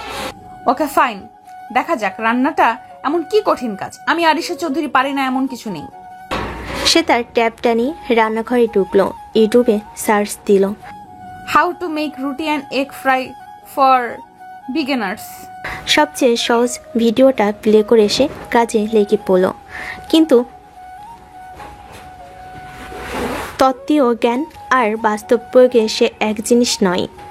তা সে হাড়ে হাড়ে টের পেল সে আটার প্যাকেটের দিকে তাকিয়ে। এখানে তো লেখা আছে পরিমাণ মতো পানি দিতে, কিন্তু পরিমাণটা যে কত সেটা তো লেখা নেই। থুর। সে আন্দাজের উপর ভর করে আটার মধ্যে পানি ঢালতে শুরু করলো। ফলস্বরূপ আটার খামিটা নরম কাদার মতো হয়ে গেল। সেটাকে সামলাতে গিয়ে তার হাতে মুখে এমনকি চুলও আটা লেগে গেল। ইয়াক, কি নোংরা! আমার ম্যানিকিউর করা নখগুলোর কি অবস্থা হলো! ছি! অনেক যুদ্ধ করে কোনো মতে কয়েকটা সে রুটি বানালো। ধ্যাৎ, একটা রুটিও গোল হলো না। এইগুলো রুটি বানালাম নাকি আফ্রিকার মানচিত্র? থাক, গোল হোক আর মানচিত্র, যাবে তো পেটের মধ্যে। ডিম ভাজি তো সহজ, ওটা আমি পারবই। সে এবার ডিম ভাজতে গেল, কিন্তু গরম তেলে ডিম ছাড়তেই তেল ছিটকে সে তার হাতে লাগলো। আউচ মাগো! সে ব্যথায় চিৎকার করে উঠল আর তাড়াহুড়ো করতে গিয়ে লবণের বয়মের বদলে ভুলে চিনি বয়ম থেকে 1 চামচ চিনি ডিমের ওপর ছড়িয়ে দিল। প্রায় 1 ঘন্টা যুদ্ধ করার পর রান্নাঘরের অবস্থা দেখার মতো হয়েছিল। মেঝেতে আটা, তেল, ডিমের খোসা পড়ে আছে। সিঙ্কটা ময়লা বাসনে ভর্তি। আর আরিশা নিজে ক্লান্ত বিধ্বস্ত হয়ে ফ্লোরে বসে পড়েছে। তার চোখের কোণায় জল। ঠিক তখনই আহনাফ অফিস থেকে ফিরল। রান্নাঘরের এই অবস্থা আর আরিশার এই করুণ দশা দেখে সে প্রথমে অবাক হলো, তারপর তার হাসি পেয়ে গেল। হোয়াট ম্যাডাম, আপনি কি রান্না করছিলেন নাকি রান্নাঘরের ওপর দিয়ে টর্নেডো বইয়ে দিচ্ছিলেন? আপনার অবস্থা তো সিরিয়ার যুদ্ধক্ষেত্রে সৈনিকের মতো লাগছে। আরিশা তার দিকে তাকিয়ে কান্নায় ভেঙে পড়ল। আমি পারিনি আহনাফ, আমি সত্যিই কিছু পারি না। আমি একটা ইউজলেস। এই প্রথম আরিশা তার সামনে নিজের হার স্বীকার করে নিল। তার এই অসহায় কান্না ভেজা রূপটা দেখে আহনাফের বুকের ভেতরটা কেমন যেন মোচড় দিয়ে উঠল। তার আর মজা করতে ইচ্ছে করলো না। আহনাফ তার পাশে বসে তার মাথার চুল থেকে আটা ঝেড়ে দিতে দিতে বলে, কে বলেছে আপনি ইউজলেস? আপনি পৃথিবীর সবচেয়ে জেদি, সবচেয়ে অহংকারী আর সবচেয়ে সুন্দর মেয়ে। আর যেই মেয়েটা এত কিছু হতে পারে তার কাছে রান্না শেখা তো কোনো ব্যাপারই না। তার কণ্ঠস্বরটা ছিল অপ্রত্যাশিতভাবে নরম এবং আন্তরিক। উঠুন, আজকে আমাদের প্রথম টিম ওয়ার্ক হবে। টিম আরিশা, আহনাফ। আমি ক্যাপ্টেন আর আপনি আমার ডেপুটি। চলুন দেখি আমরা দুজন মিলে এই যুদ্ধক্ষেত্রটাকে সামলাতে পারি কিনা। এরপর শুরু হলো তাদের জীবনের প্রথম যৌথ মিশন। আহনাফ আরিশাকে হাতে কলমে শেখাতে লাগলো কিভাবে আটা মাখতে হয়, কিভাবে রুটি বেলতে হয়। আরিশা প্রথমে ইতস্তত করলো আহনাফের মজার কথা আর আন্তরিক চেষ্টায় সে ধীরে ধীরে সহজ হয়ে গেল। এই তো হচ্ছে, বাহ! আপনার বানানো রুটি তো দেখি একেবারে চাঁদের মতো গোল হয়েছে। যদিও এটা অমাবস্যার চাঁদ, তাতে কি? চুপ করো তো। তাদের খুনসুটি, হাসাহাসি আর একসাথে কাজ করার মধ্য দিয়ে সেই পোড়া ভাঙাচোরা রুটি আর মিষ্টি ডিম ভাজি তৈরি হলো। রান্নাঘর পরিষ্কার করে তারা যখন খাবারের টেবিলে বসলো তখন প্রায় রাত 10টা। আহনাফ একটা পোড়া রুটির টুকরো মুখে দিয়ে বলে, অসাধারণ। আমার জীবনে আমি এত সুন্দর রুটি খাইনি। মিথ্যা কথা বলবে না, ওটা তো পুড়ে গেছে। পুড়ে গেছে তো কি হয়েছে? এই রুটিটা তো আমরা দুজন মিলে বানিয়েছি, তাই না? একসাথে করা পরিশ্রমের স্বাদ সবসময় মিষ্টি হয় ম্যাডাম, সেটা ডিম ভাজি হলেও। আয়শা কোনো কথা না বলে চুপচাপ খেতে লাগলো।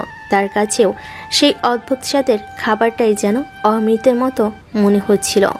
সে আর চোখে আহনাফের দিকে তাকালো, আর তার মনে হলো এই ছেলেটার সাথে শুধু যুদ্ধই করা যায় না, তার সাথে মিলেমিশে কাজ করার মধ্যে এক অদ্ভুত আনন্দ আছে। এই প্রথমবার তার স্বামী শব্দটার প্রতি কোনো ঘৃণা বা বিরক্তি এলো না, বরং এক ধরনের অধিকারবোধ জন্মালো। রাতের খাবার শেষে আরিশা যখন ক্লান্ত শরীরে তার ঘরের দিকে যাচ্ছিল, তখন আহনাফ তার পথ আটকে দাঁড়ালো। দাঁড়ান ম্যাডাম, কোথায় যাচ্ছেন? আমার সাথে কথা শেষ হয়নি। কি আবার কি হলো? রাতের খাবার তো শেষ, এখন আবার কোন নতুন নির্দেশ জারি করার জন্য চুলকানি উঠেছে তোমার? চুলকানি আমার ওঠেনি, উঠেছে আপনার হাতে। হাতটা দিন তো দেখি। মানে কি বলছো এসব? ছাড়ো আমার হাত। আহনাফ কোনো কথা না বলে প্রায় জোর করেই আরিশার ডান হাতটা টেনে নিল। আলো নিচে মেলে ধরতেই তার চোখ পড়ল কবজির কাছে ছোট্ট লালচে দাগটার উপর। এটা কখন হলো? কিভাবে লাগলো? ও কিছু না, সামান্য একটু তেল ছিটকে লেগেছিল, ঠিক হয়ে যাবে। তুমি অযথাই সিন ক্রিয়েট করছো। চুপ করুন, একদম চুপ। আপনার কাছে হয়তো এটা সামান্য, কারণ আপনি নিজের যত্ন নিতেই শেখেননি, কিন্তু আমার কাছে নয়। চলুন আমার সাথে। সে আরিশার কোনো আপত্তি না শুনে তাকে প্রায় টেনে নিয়ে গিয়ে বেডরুমের বিছানার উপর বসালো। তারপর ফার্স্ট এইড বক্স থেকে একটা বান্নাল অয়েলমেন্ট আর তুলো নিয়ে এলো। হাতটা দিন, আর এবার যদি না করেন তাহলে কিন্তু আমি জোর করব। আর আমি জোর করলে কি হয় সেটা এতদিনে আপনি বুঝেই গেছেন। তুমি আমাকে ধমক দিচ্ছ? ধমক নয়, অধিকার খাটাচ্ছি, কারণ চুক্তির এই 1 বছরের জন্য আপনার ভালো মন্দের দায়িত্বটা আমার। আরিশা চুপচাপ তার হাতটা এগিয়ে দিল। আহনাফ খুব সাবধানে আলতো করে তুলো দিয়ে মলমটা পোড়া জায়গাটার উপর লাগিয়ে দিতে লাগলো। আপনার হাত দুটো কি সবসময়ই এত নরম ম্যাডাম? মনে হচ্ছে যেন মাখন দিয়ে তৈরি। এমন সুন্দর হাতে রান্নাঘরের ছ্যাঁকা আর তেলের ছিটা একদমই মানায় না। কি হলো, চুপ করে গেলেন যে? আমার প্রশংসায় কি লজ্জা পাচ্ছেন নাকি ভাবছেন আপনার এই চাকর স্বামীর এত সাহস হলো কি করে? তুমি আমার চাকর নও আহনাফ। আহনাফ তার মুখের দিকে তাকালো, তার চোখে মুখে স্পষ্ট চিন্তার ছাপ। আহনাফ হালকা ফু দিতে দিতে বলে, ব্যথা করছে খুব? সত্যি করে বলুন। না। আমি খুব দুঃখিত আরিশা, সত্যি খুব দুঃখিত। আমি আপনাকে বাস্তবতা শেখাতে চেয়েছিলাম, কষ্ট দিতে নয়। আমি যদি আপনাকে রান্নাঘরে একা না ছাড়তাম তাহলে হয়তো। দোষটা তোমার নয় আহনাফ, দোষটা আমার ভাগ্যের আর আমার অহংকারের। আহনাফ মলম লাগানো শেষে পোড়া জায়গাটার উপর ঝুঁকে এসে আলতো করে একটা চুমু খেলো। তার নিঃশ্বাসের উষ্ণ স্পর্শে আরিশার সারা শরীর যেন একটা বিদ্যুৎ খেলে গেল। এরপর থেকে সাবধানে থাকবেন। আপনার শরীরের প্রতিটি অংশ আমার কাছে খুব দামি ম্যাডাম, কারণ চুক্তির এই 1 বছরের জন্য আপনি আমার আমানত, আর আমি আমার আমানতের খেয়ানত করি না। এই কথাগুলো, এই স্পর্শ, এই যত্ন আরিশার কঠিন অহংকারী মনের দেওয়ালকে পুরোপুরি গলিয়ে দিল। তার চোখ দিয়ে টপ করে জল গড়িয়ে পড়ল। সে বুঝতে পারছিল সে আর শুধু চুক্তির জালে বন্দি নেই, সে ধীরে ধীরে এই ছেলেটার মায়ার জালে, ভালোবাসার জালে জড়িয়ে পড়েছে। আরিশার হাতে মলম লাগিয়ে দেওয়ার সেই রাতের পর কেটে গেছে আরও প্রায় সপ্তাহ খানিক। এই কয়েকদিনে বাড়ির পরিবেশটা অনেকটাই বদলে গেছে। তাদের মধ্যে এখন আর আগের মতো তিক্ততা নেই, বরং তৈরি হয়েছে এক অদ্ভুত মিষ্টি সম্পর্ক। আহনাফের রান্না শেখানোর ক্লাস এখনও চলছে, তবে এখন আর সেটা শাস্তি মনে হয় না, মনে হয় একসাথে কাটানো কিছু মজার মুহূর্ত। আরিশা এখন আর আহনাফকে এড়িয়ে চলে না, বরং তার সঙ্গটা উপভোগ করতে শুরু করেছে। কি রে আরিশা, তুই তো দেখি দুনিয়া থেকেই হারিয়ে গেলি। ফোন করিস না, আমাদের সাথেও দেখা করিস না। কাহিনী কি? তোর ওই চাকর হাজবেন্ড কি তোকে খাঁচায় বন্দি করে রেখেছে নাকি? শায়লা প্লিজ, আহনাফকে নিয়ে এভাবে কথা বলবি না। ও মাই গড, এত দরদ!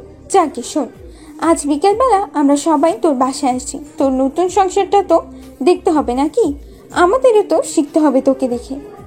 ফোনটা রেখে আরিশার মনটা খারাপ হয়ে গেল। সে জানতো তার বন্ধুরা আহনাফকে অপমান করার জন্যই আসছে।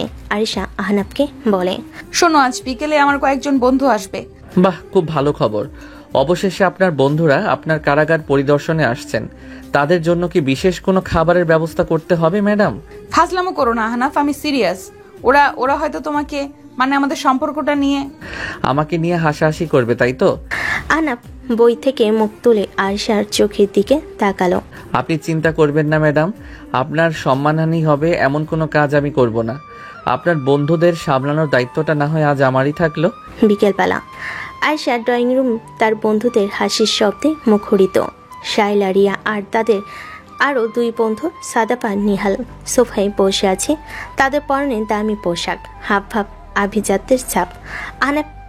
আহনাফ একটা সাধারণ টি শার্ট আর জিন্স পরে তাদের সামনে দাঁড়িয়ে আছে। তো আহনাফ ভাইয়া, আপনি তো চৌধুরী আঙ্কেলের কোম্পানিতেই চাকরি করেন, তাই না? কি পোস্টে আছেন যেন? Personal assistant, right? জি, আমি স্যারের পার্সোনাল অ্যাসিস্ট্যান্ট, মানে সহজ বাংলায় বলতে গেলে স্যারের ছায়া সঙ্গী। স্যার কখন খাবেন, কখন ঘুমাবেন, কোন ফাইলটা দেখবেন, কোন মিটিংটা করবেন, সবই আমার নখদর্পণে থাকে। বলতে পারেন আমি হলাম স্যারের human Google assistant. Wow, that's very interesting. তার মানে আপনি তো আরিশার আবদ্ধ কর্মচারী। ব্যাপারটা বেশ রোমান্টিক, তাই না? অফিসের বসের অহংকারে মেয়ে যখন ঘরের বস এবং বউ। এই কথায় সবাই হো হো করে হেসে উঠল। আয়েশার মুখটা অপমানে লাল হয়ে গেছে। সে কিছু বলতে যাবে, ঠিক তখনই আহনাফ কথা বলে উঠল। আপনি ঠিকই বলেছেন সাদাব ভাই, ব্যাপারটা আসলেই খুব রোমান্টিক। তবে আমার মনে হয় আপনারা একটা জায়গায় ভুল করছেন। আপনারা ভাবছেন আরিশা আমার বস, কিন্তু সত্যিটা হলো এখন আমি ওর বস। তার এই অপ্রত্যাশিত কথাই সবাই অবাক হয়ে গেল। কি ম্যাডাম, আমি কি ভুল বললাম? আমাদের চুক্তি অনুযায়ী এই 1 বছর তো আপনাকে আমার সব কথা শুনেই চলতে হবে, তাই না? সেই হিসেবে ঘরের বস তো আমি। আর অফিসের বসগিরির চেয়ে ঘরের বসগিরিটা কিন্তু অনেক বেশি কঠিন, আপনারা মনে হয় জানেন না। আহনাফের এই বুদ্ধিদীপ্ত এবং মজাদার উত্তরে বন্ধুদের মুখগুলো দেখার মতো হয়ে গিয়েছিল। তারা ভেবেছিল আহনাফ হয়তো লজ্জায় চুপ করে থাকবে। আয়েশা নিজেকে সামলে নিয়ে বলে, আহনাফ, তুমি চুপ করবে? ওরা আমার বন্ধু। আরে থাক না আরিশা, তোর হাজবেন্ড তো বেশ মজার মানুষ। আচ্ছা আহনাফ ভাইয়া, আপনার পড়াশোনা কতদূর, মানে কোন ভার্সিটি থেকে পড়াশোনা করেছেন? আমি ঢাকা বিশ্ববিদ্যালয়ের IBA থেকে MBA করেছি। এই উত্তরটা শোনার পর তাদের মুখগুলো দ্বিতীয়বারের মতো অবাক হলো। IBA থেকে পাশ করা একটা ছেলে সামান্য পার্সোনাল অ্যাসিস্ট্যান্টের চাকরি করছে, এটা তারা যেন বিশ্বাসই করতে পারছিল না। IBA? সিরিয়াসলি? তাহলে আপনি চৌধুরী আঙ্কেলের পিএর চাকরি করছেন কেন? আপনার তো এর চেয়ে অনেক ভালো একটা চাকরি পাওয়ার কথা। পাওয়ার কথা হয়তো, কিন্তু আমার কাছে পদের চেয়ে শেখাটা বেশি গুরুত্বপূর্ণ। আশরাফ চৌধুরী স্যারের মতো একজন বিজনেস টাইকুনের পাশে থেকে আমি যা শিখতে পারছি তা হয়তো কোনো মাল্টিন্যাশনাল কোম্পানির CEO হয়েও শিখতে পারতাম না। জ্ঞান তো আর চেয়ারে থাকে না, থাকে মানুষের মস্তিষ্কে। এরপর আহনাফ তাদের সাথে আন্তর্জাতিক রাজনীতি, বিশ্ব অর্থনীতি, শেয়ার বাজার এবং এমনকি লেটেস্ট হলিউড মুভি নিয়েও এমনভাবে আড্ডা জমাতে শুরু করলো যা দেখে আরিশার বন্ধুরা পুরোপুরি মুগ্ধ হয়ে গেল। তার ইংরেজি বলার দক্ষতা, তার জ্ঞানের গভীরতা আর সবচেয়ে বড় কথা তার আত্মবিশ্বাস, কোনো কিছুই একজন সাধারণ কর্মচারীর মতো ছিল না। Absolutely. I believe the core of the issue is not just about trade deficits. It's a strategic battle for technological supremacy. Ahnaf যখন এসব জটিল বিষয় নিয়ে অনর্গল কথা বলে যাচ্ছিল তখন আরিশা অবাক হয়ে তার স্বামীর দিকে তাকিয়েছিল। এই সেই আহনাফ যাকে সে এতদিন ধরে তার বাবার চাকর ভেবে এসেছে, এই সেই ছেলে যাকে তার বন্ধুরা ছোটলোক বলে অপমান করতে এসেছিল। আজ প্রথমবার আবিষ্কার করলো তার স্বামী মেধা আর ব্যক্তিত্বের গভীরতা কতটা। তার কেন জানি খুব গর্ব হচ্ছিল। আরটা যখন প্রায় শেষ তখন রিয়া আরিশাকে ইচ্ছে করে খোঁচা দেওয়ার জন্য বলল, যাই বলিস আরিশা, তোর হাজবেন্ড কিন্তু সত্যি খুব চার্মিং। তোর তো ভাগ্য ভালো, কিন্তু একটা জিনিস আমি বুঝলাম না, এত ট্যালেন্টেড একটা ছেলে কিনা তোকে বিয়ে করলো, মানে তোর তো বদমেজাজ ছাড়া কিছুই নেই। এই কথাই আরিশার খুব রাগ হলো যে বন্ধুরা কিছুক্ষণ আগেও আহনাফকে নিয়ে হাসাহাসি করছিল, এখন তারা তার প্রশংসা করছে আর তাকেই ছোট করছে। কারণ আহনাফ শুধু বাইরের সৌন্দর্য বা ট্যালেন্ট দেখে না রিয়া, ও মানুষের ভেতরটা দেখতে পায়। হয়তো আমার ভেতরে এমন কিছু ও দেখেছে যা তোরা কোনোদিনও দেখতে পাসনি। আর হ্যাঁ, ও আমার স্বামী, ও ওর সম্পর্কে কথা বলার আগে একটু ভেবেচিন্তে বলিস। এই প্রথমবার আরিশা সবার সামনে তার বন্ধুদের সামনে আহনাফের পক্ষ নিল। তার এই অপ্রত্যাশিত পরিবর্তনে শুধু তারা বন্ধুরা নয়, আহনাফ নিজেও অবাক হয়ে গেল। সে আর চোখে আরিশার দিকে তাকালো, দেখল তার চোখে মুখে কোনো রাগ বা বিরক্তি নেই। আজ শুধু একরাশ আত্মবিশ্বাস আর তার জন্য গভীর মমতা। বন্ধুরা চলে যাওয়ার পর আহনাফ আরিশার কাছে এসে দাঁড়ালো। ধন্যবাদ ম্যাডাম, কেন? আপনার সম্মান বাঁচানোর জন্য। আরিশা তার চোখের দিকে তাকিয়ে বলে, আমি আমার সম্মান বাঁচাইনি আহনাফ, আমি আমার স্বামীর সম্মান বাঁচিয়েছি। এই একটি লাইনই তাদের সম্পর্কের সমস্ত হিসাব নিকাশ যেন বদলে গেল। আহনাফ বুঝতে পারল তার মিশন সফল হতে চলেছে, আর আরিশা বুঝতে পারল সে এমন একজনের প্রেমে পড়তে চলেছে যে শুধু তার স্বামী নয়, তার গর্ব। রাত তখন প্রায় 2টো। পুরো বাড়ি গভীর ঘুমে নিস্তব্ধ, শুধু আরিশার চোখে ঘুম নেই। সে বিছানে শুয়ে এপাশ ওপাশ করছে। বন্ধুদের সামনে আহনাফের পক্ষ নেওয়ার পর থেকে তার ভেতরে এক অদ্ভুত পরিবর্তন এসেছে। আহনাফের প্রতি তার যে তীব্র ঘৃণা আর বিরক্তি ছিল, তা কখন যে মায়ের আর ভালো লাগায় পরিণত হয়েছে সে নিজেও জানে না। থুর, ঘুম আসছে না কেন? কি যে হচ্ছে আমার! সে বিছানা থেকে উঠে বেলকুনিতে এসে দাঁড়ালো। হঠাৎ করেই কোনো কারণ ছাড়া তার প্রচণ্ড আইসক্রিম খেতে ইচ্ছে করলো। তার প্রিয় বেলজিয়ান চকলেট ফেভারিট আইসক্রিমটা। এই অদ্ভুত ইচ্ছের কথা মাথায় আসতেই সে আর নিজেকে সামলাতে পারল না। সে ধীর পায়ে তাদের বেডরুমে ঢুকলো। আহনাফ তখন সোফায় গভীর ঘুমে অবচেতন। সারাদিনের পরিশ্রমে সে খুব ক্লান্ত ছিল। আরিশা আহনাফের কানে কাছে মুখ নিয়ে ফিসফিস করে বলল, আহনাফ, এই আহনাফ, ওঠো। কি হয়েছে? বাড়িতে ডাকাত পড়েছে নাকি? এর চেয়ে বেশি ভয়ঙ্কর কিছু হয়েছে। আয়শা তার হাত ধরে ঝাঁকাতে লাগলো। আমার আইসক্রিম খেতে ইচ্ছে করছে, এক্ষুনি। আহনাফ চোখ না খুলেই পাশ ফিরে শুলো। ঘুমাও তো আরিশা, মজা করার আর সময় পেলে না? ফ্রিজে আইসক্রিম নেই? আমি জানি নেই, তাই তো তোমাকে বলছি আমাকে এনে দাও। এই কথাই আহনাফের ঘুম পুরোপুরি উবে গেল। সে ধর্মর করে উঠে বসলো। হোয়াট? তুমি কি দেখেছো? ঘড়িতে কটা বাজে? রাত 2টো। এই সময়ে আমি তোমাকে আইসক্রিম কোত্থেকে এনে দেব? সব দোকান বন্ধ। আমি জানি না, আমার এখন আইসক্রিম চাই, মানে চাই। Belgian chocolate flavour. তুমি এনে দিবে। তুমি না আমার স্বামী, আমার সব ইচ্ছে পূরণ করা তো তোমার দায়িত্ব। ওহ গড, ম্যাডাম আপনার কি সত্যি সত্যি মাথা খারাপ হয়ে গেছে? আশেপাশে আপনার বাবার কোনো দোকান নেই যে আপনি হুকুম করলেই রাতের বেলাতেও দোকান খুলবে? চুপচাপ ঘুমানোর চেষ্টা করুন। এই বলে সে আবার শুয়ে পড়ল। কিন্তু আরিশার দম্বার পাত্রী নয়, সে এবার তার চূড়ান্ত অস্ত্র প্রয়োগ করলো। সে ফুপিয়ে কাঁদতে শুরু করলো। আমার কোনো শক্ত তোমার কাছে গুরুত্বপূর্ণ নয়। তুমি শুধু আমাকে শাসন করতেই জানো। আমি বাবার কাছে বিচার দিব। তার এই কান্নার অভিনয় এতটাই নিখুঁত ছিল যে আহনাফের মতো পাকা অভিনেতাও দ্বিধায় পড়ে গেল। সে জানে আরিশা জেদ করলে কি করতে পারে। আহনাফ উঠে বসে হতাশ গলায় বলে, ওকে ফাইন, থামুন। আপনার এই কুমিরের কান্না আর দেখতে ভালো লাগছে না। কোথায় পাওয়া যাবে আপনার এই বেলজিয়ান চকলেট? গুলশানের আইসক্রিম ওয়ার্ল্ডে। ওদের এই একটা লেট নাইট কাউন্টার আছে, রাত 3টে পর্যন্ত খোলা থাকে। তার এই দ্রুত মুড পরিবর্তন দেখে আহনাফ বুঝতে পারল সে পুরোপুরি আরিশার পাতা ফাঁদে পা দিয়েছে। তার মানে আপনি আগে থেকেই সবকিছু জানেন। আমাকে শুধু বিরক্ত করার জন্যই এই নাটকটা করলেন। আমি কোনো নাটক করিনি। আমার সত্যি খেতে ইচ্ছে করছিল। আপনার মতো একজন স্ত্রীর পাল্লায় যে পড়েছে, তার কপালে ঘুম বলে কিছু থাকতে পারে না। ঠিক আছে, যাচ্ছি, কিন্তু আমার একটা শর্ত আছে। আবারও শর্ত? হ্যাঁ, আমি ফিরে আসা পর্যন্ত আপনি এক ফোঁটাও ঘুমাবেন না। আমার জন্য বারান্দায় বসে অপেক্ষা করবেন। পারবেন তো? পারবো, 100 বার পারবো। আহনাফ তার বাইকের চাবিটা নিয়ে বেরিয়ে গেল। আরিশা দৌড়ে বারান্দায় গিয়ে দাঁড়ালো। সে দেখলো আহনাফ রাতের নিস্তব্ধ রাস্তায় বাইক চালিয়ে তার জন্য আইসক্রিম আনতে যাচ্ছে।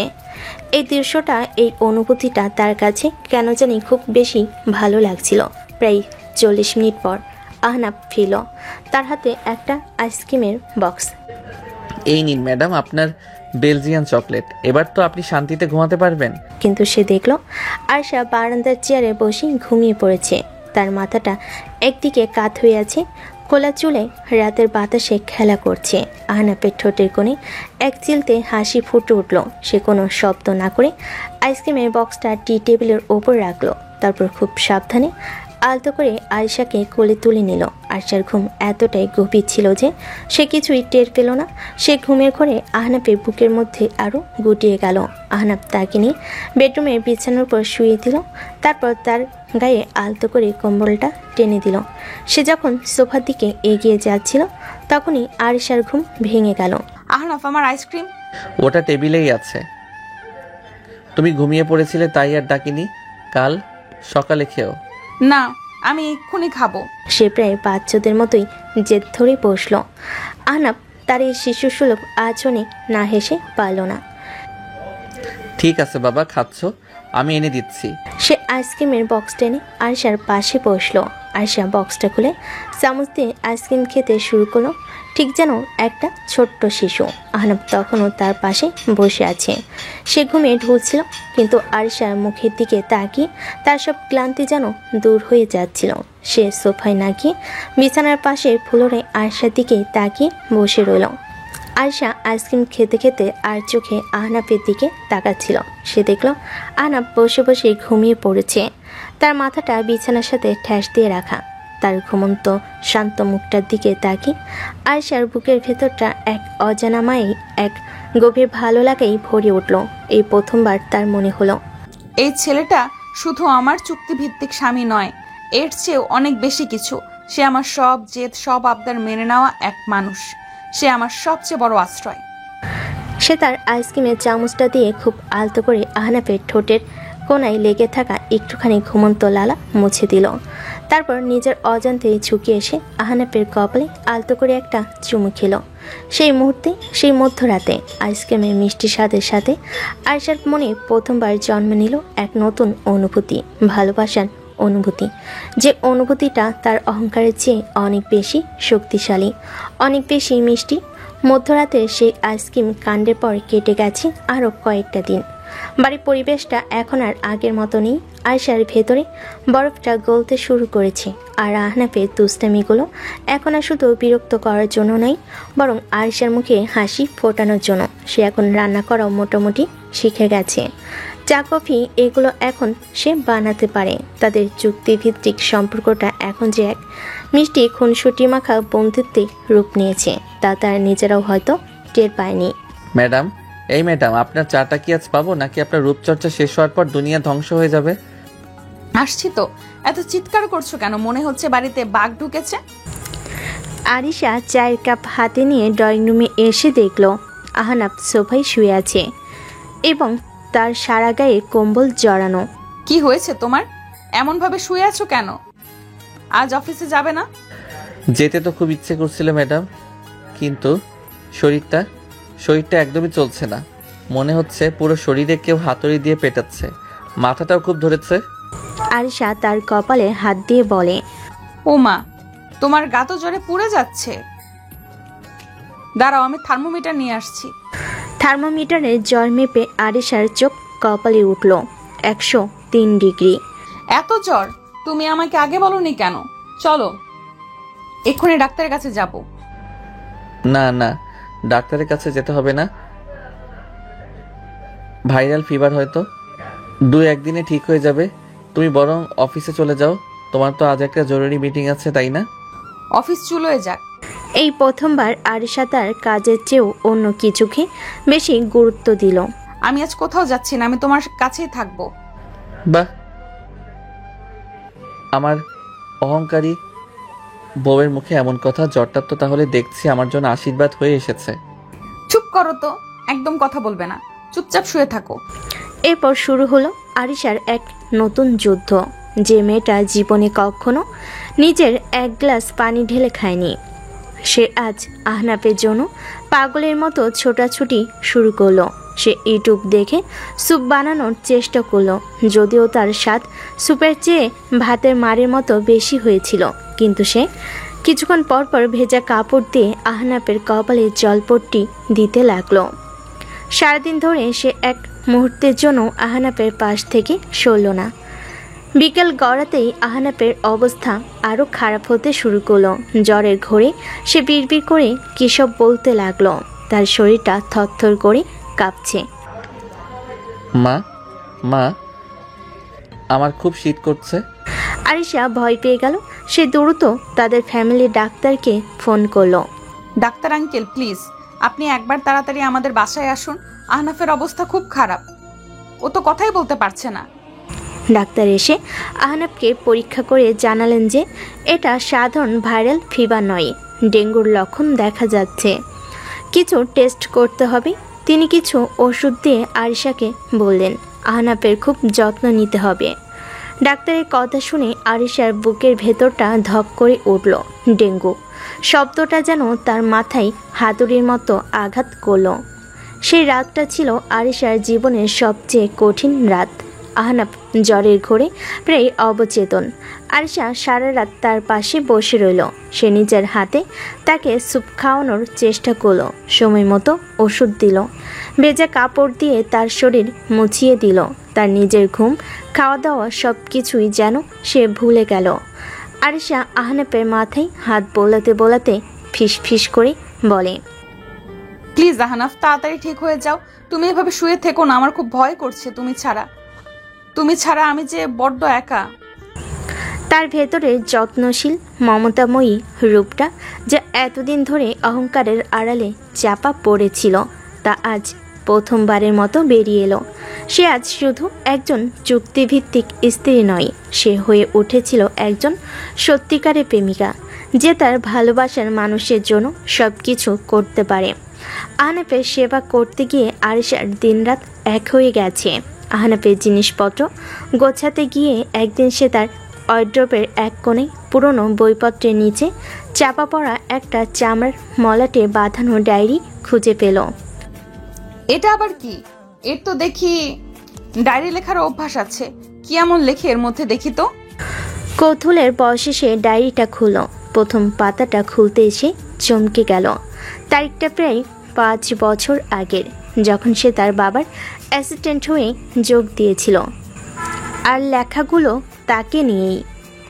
আজ আরিশাকে আবার দেখলাম, নীল রঙের একটা সালোয়ার কামিজ পরেছিল। ওকে দেখতে ঠিক নীলপরিটার মতো লাগছিল।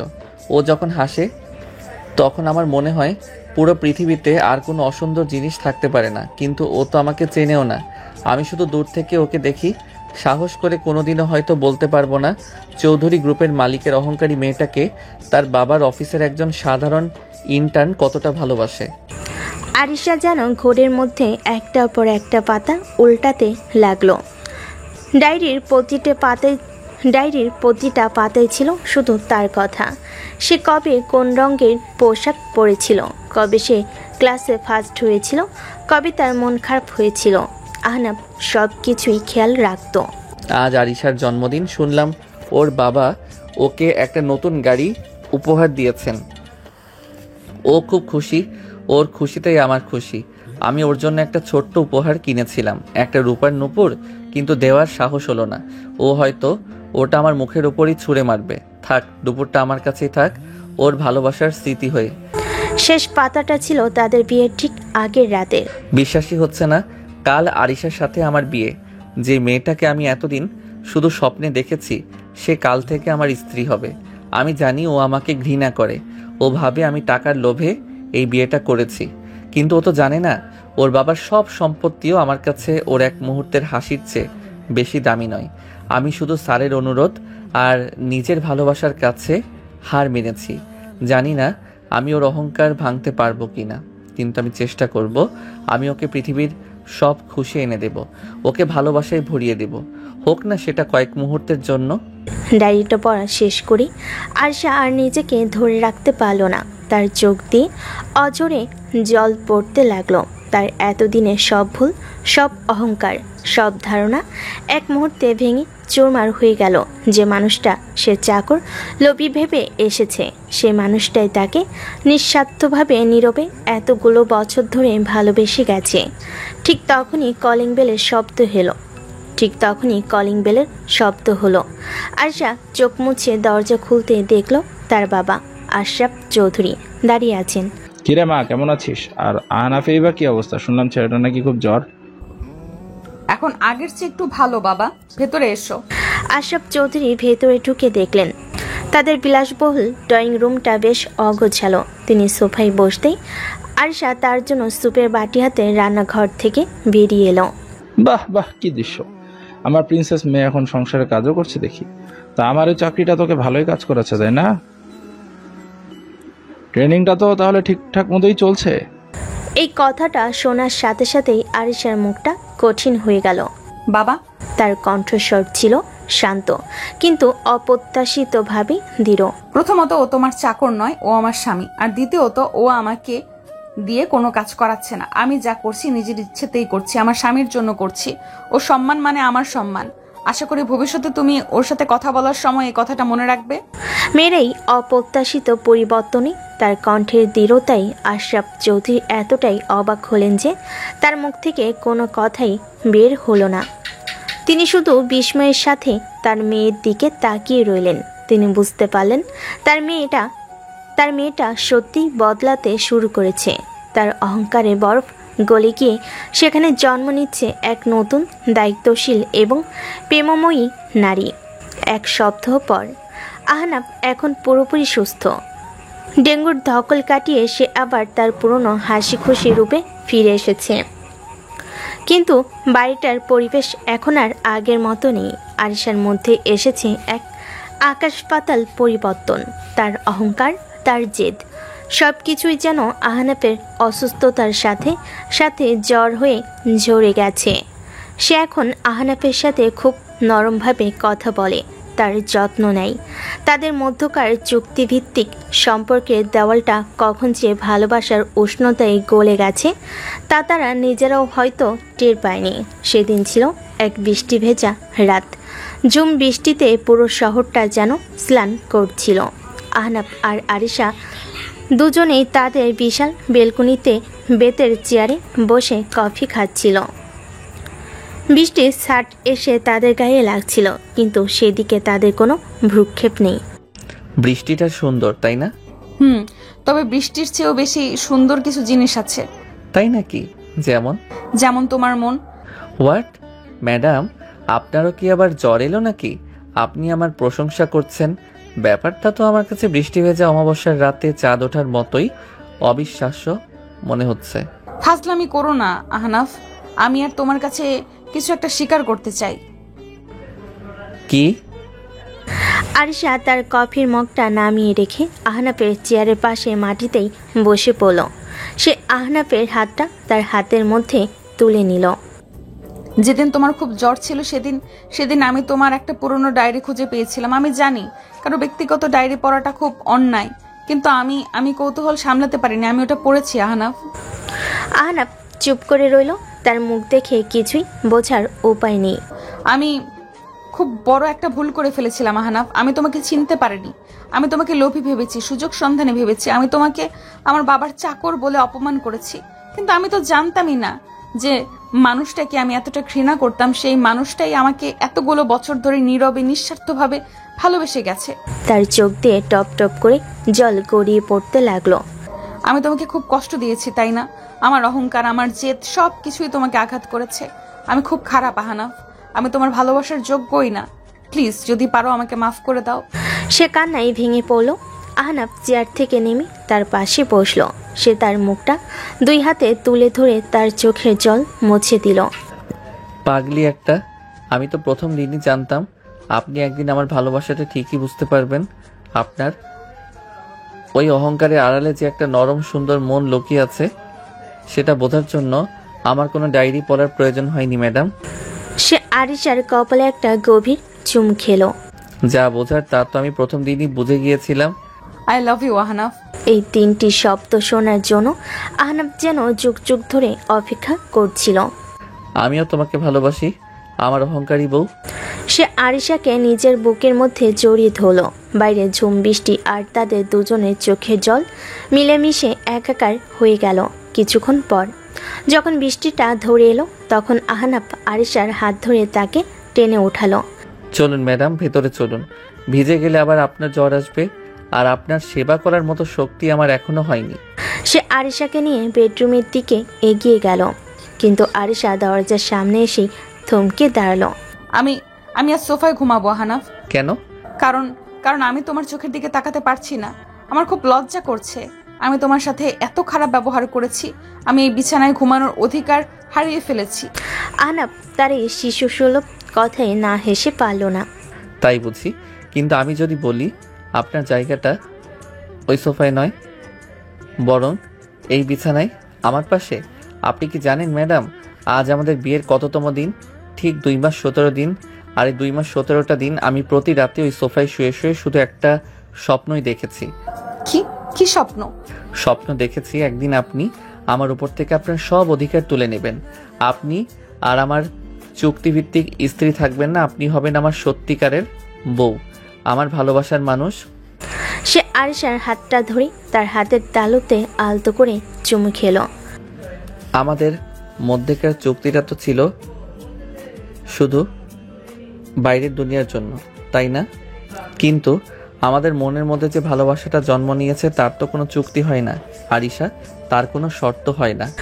সে কোনো কথা না বলে খুব সাবধানে আলতো করে আরিশাকে কোলে তুলে নিল। আহনাফ কি করছো? নামাও আমাকে। পারবো না, কারণ আজ রাতে, এই বৃষ্টি ভেজা রাতে আমার রানী তার আসল সিংহাসনে বসবে। সে আরিশাকে নিয়ে বিছানার উপর শুইয়ে দিল, তারপর সে নিজেও তার পাশে শুলো। ঘরের ডিম লাইটের আবছা আলোয় আরিশার মুখটা লজ্জায়, ভালোবাসায় আর এক অজানা শিহরণে লাল হয়ে আছে। আহনাফ তার মুখের উপর এসে পড়া ভেজা চুলগুলো সরিয়ে দিতে দিতে বলল, ভয় পাচ্ছ? না। আমি তোমাকে কোনোদিনও কষ্ট দেব না আরিশা, বিশ্বাস করো আমায়। সে আর কোনো কথা বলল না। সে ঝুঁকে এসে আরিশার ঠোঁটে তার ঠোঁট রাখলো। সেই স্পর্শে কোনো জোর ছিল না, শুধু ছিল গভীর ভালোবাসা, বিশ্বাস আর দুটো মনের বহু প্রতীক্ষিত মিলন। বাইরের বৃষ্টি আর ভেতরের ভালোবাসার বৃষ্টি মিলেমিশে একাকার হয়ে তাদের বাসর রাতকে পূর্ণতা দিল। যে বাসর হয়তো অনিচ্ছা সত্ত্বেও এসেছিল, কিন্তু শেষ হলো দুটো আত্মার পবিত্র মিলনের মাধ্যমে। সকালের মিষ্টি রোদ বেলকনির কাছের দরজায় ভেদ করে ঘরে এসে পড়েছে।